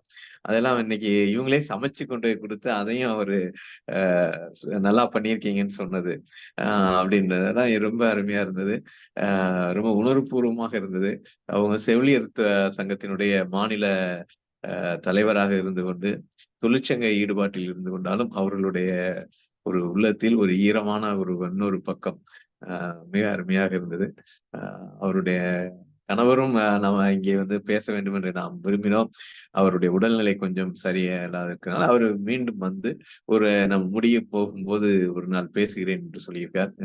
துளசி பாக்கியவதி அவர்களுக்கு மிகுந்த நன்றி. அம்மா திலகவதிய கதையை மிக அருமையா சொன்னாங்க. இணையம் கொஞ்சம் இடையிடையே கொஞ்சம் இது பண்ணுச்சு. ஆனா ரொம்ப அருமையா சொன்னாங்க. அது உணர்வுபூர்வமான கதை. ஒரு விலங்காக இருந்தாலும் கூட அது ஒரு குடும்ப உறுப்பினராக தமிழொலியினுடைய கதைகள்லயும் பார்த்திருக்கோம். அவர் அந்த மாடை தன்னுடைய மாமியார நினைச்சு அந்த பொண்ணு மருமக இருக்கும். அப்படி இதுல ரொம்ப உணர்வுபூர்வமாக தன்னுடைய அப்பா இறக்கும் போது சொன்ன அந்த வார்த்தைகளோடு பொதுவாவே எலும்புலை தோழர் சொன்னாங்களே, அவங்க வெளிப்படுத்தினாங்களா, அது வீட்டு பிராணிகளின் மீது மிகப்பெரிய அன்பு செலுத்தி கொண்டிருப்பாங்க. ஒரு டாக்டர் என் கூட இருந்தவங்க எல்லாம் வீட்டுல நாய் இறந்ததுக்கு பயங்கரமா அதுல ஒரு நாள் 2 நாள் முழுக்க சாப்பிடாம இருந்து அவங்க ஒரு பீடியாட்ரிக் ப்ரொஃபஸரா இருந்தாங்க. ஆனாலும் அவங்களுக்கு அப்படி ஒரு பாதிப்பு அந்த இதோட. அதுவும் இது உழைப்போடு சம்பந்தப்பட்ட ஒரு உறவு. காளை மாடுன்றது அது அவங்களுடைய வறுமை ஒரு பக்கம் இத சொன்னீங்கன்னா அவங்களுடைய வறுமை, அந்த கடவுள் நம்பிக்கை, அவங்களுடைய தொழிலாளியினுடைய பகுத்தறிவு எப்படி இருக்கு, இதெல்லாம் பிறகு அந்த அரசு நிறுவனங்கள் எப்படி இருக்கு, ஒரு பிடிஓக்கும் ஒரு வெட்டினரி டாக்டருக்கும் இடையில என்னென்ன, இப்படி பழைய விஷயங்களையும் கீரா அப்படியே காட்சிப்படுத்தி விட்டார். மிக அருமையான கதை. அந்த ரவீந்திர பாரதி சொன்ன போல கன்னடம், தெலுங்கு, தமிழ் 3மே இருக்கக்கூடிய இந்த பகுதியில ஒக்காளிக்க இருப்பாங்க. அவங்கள கன்னடம் பேசுவாங்க. அவங்களும் கிராமத்துல உள்ள நம்மளுடைய இந்த மாதிரியான ஒரு வாழ்க்கை, அந்த பேர் எல்லாமே அதுக்குரிய பேரா இருக்கும். அந்த கடவுளும் அந்த மாதிரியான ஒரு மிக அருமையான கதை. திலகவதி ரொம்ப அருமையா சொன்னாங்க. எலுமலை தோழர் அவருடைய உணர்ச்சிகளை ஒரு கதை எவ்வாறு தன்னுடைய பால்யகால உணர்வுகளை தூண்டி விட்டு ஒரு மன நிறைவை தருகிறது. சில சமயங்கள அழுதுட்டா கொஞ்சம் நிம்மதியா இருக்கும். அந்த மாதிரியான ஒரு இதை இன்னைக்கு எழுமலை தோழருக்கு இந்த கதை மூலமாக ஏன்னா நம்ம வந்து வெளியில இருந்து பார்க்கிறோம். அவர் அந்த பசுமாடோடும் அந்த மாடு இறந்ததுக்கு பின் கண்ணுக்குட்டி இறந்து போயிருக்கு. அதுவும் எவ்வளவு சோகம் அப்படின்னு. கண்ணுக்குட்டி ஒவ்வொருத்தருக்குமே அந்த வீட்டுல வந்து அது துள்ளி விளையாடுறது அதோட சேர்ந்து இருக்கு. அது ஒரு குழந்தையாகத்தான் பார்த்துட்டு இருப்பாங்க. அப்படி ஒரு இறப்பு 2 இறப்புகளை சந்தித்ததனால் அவரால் பொதுவாக அவர் வந்து பகுத்தறிவுவாதியாக ஒரு உணர்வுகளுக்கெல்லாம் கொஞ்சம் பகுத்தறிவை முன்னிறுத்தக்கூடிய ஒருவராக நம்ம அறியப்பட்டிருந்தாலும் இன்னைக்கு அவருடைய உணர்வுகளை எல்லாம் வெளிப்பட்டி மிக அருமையா இருந்து நிகழ்வு சிறப்பு. இருவருக்கும் வாழ்த்துக்கள். பின்னூட்டம் சொன்ன ரவீந்திர பாரதி அவர்களுக்கும் நமது எழுமலை தோழர்களுக்கும் வாழ்த்துக்கள். நன்றி.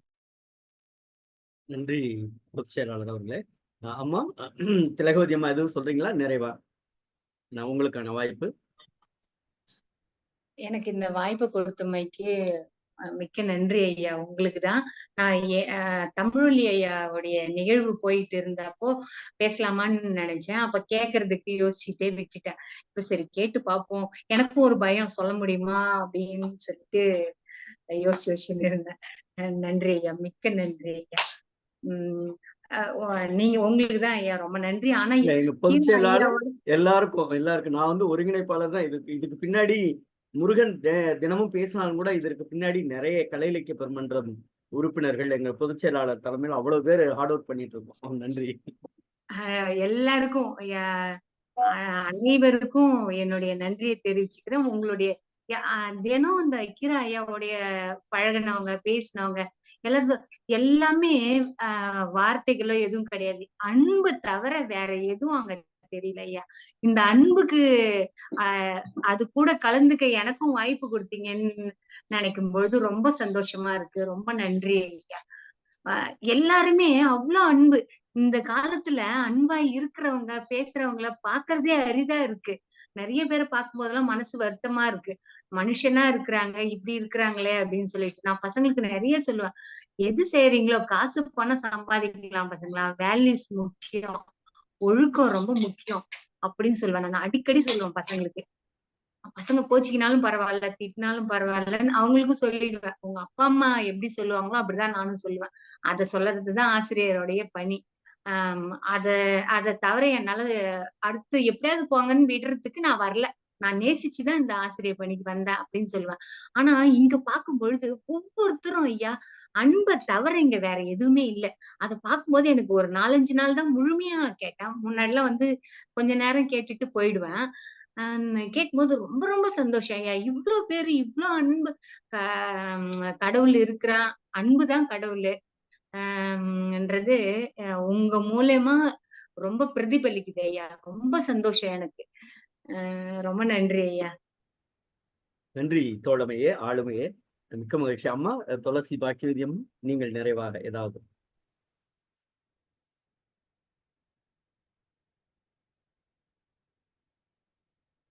இல்ல நீங்க மைக் ஆன் பண்ணலாமா?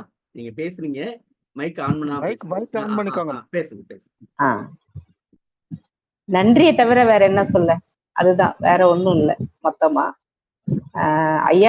ஐயா இறந்து 2 வருடங்கள் ஆகிவிட்டாலும் கூட ஐயாவுடைய நினைவுகள் தாக்கம் இருந்துகிட்டே தான் இருக்கு. அது ஆட்டோமேட்டிக்கா செப்டம்பர் 16 அப்படின்றது வந்து நின்றுடும். ஒவ்வொரு வருடமும் இறந்த நாள் எங்களுக்கு மறந்து போயிடும். பிறந்த நாள் மட்டும்தான் எப்பொழுதுமே நினைவுல இருக்கும். இப்பவும் செப்டம்பர் 16 வருது. புதுவையில ஒரு நிகழ்ச்சி ஏற்பாடு பண்ணியிருக்கிறாங்க, சென்னை புதுவை பல்கலைக்கழகத்துல. அவர் இறந்ததா நாங்க உணரவே இல்லை. எங்களோடயே இருக்கிறார் அப்படின்னு தான் நாங்க நினைக்கிறோம். எங்க வீட்டுல பரவேற்பறையிலே அவங்களுடைய 2 பேருடைய புகைப்படமும் எந்த நேரமும் எங்களை பார்த்துட்டு இருக்கோம். அவர் இறந்ததா நினைக்கல.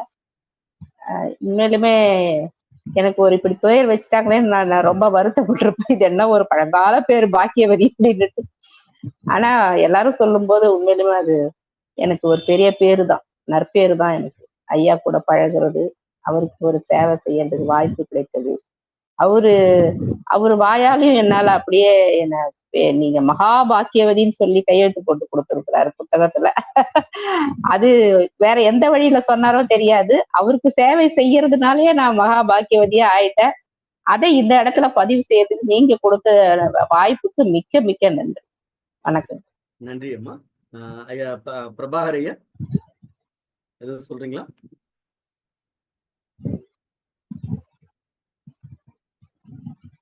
ஐயா மைக் ஆன் பண்ணலாம்.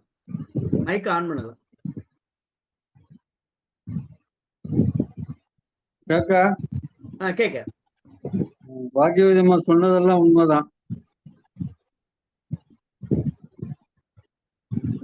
இது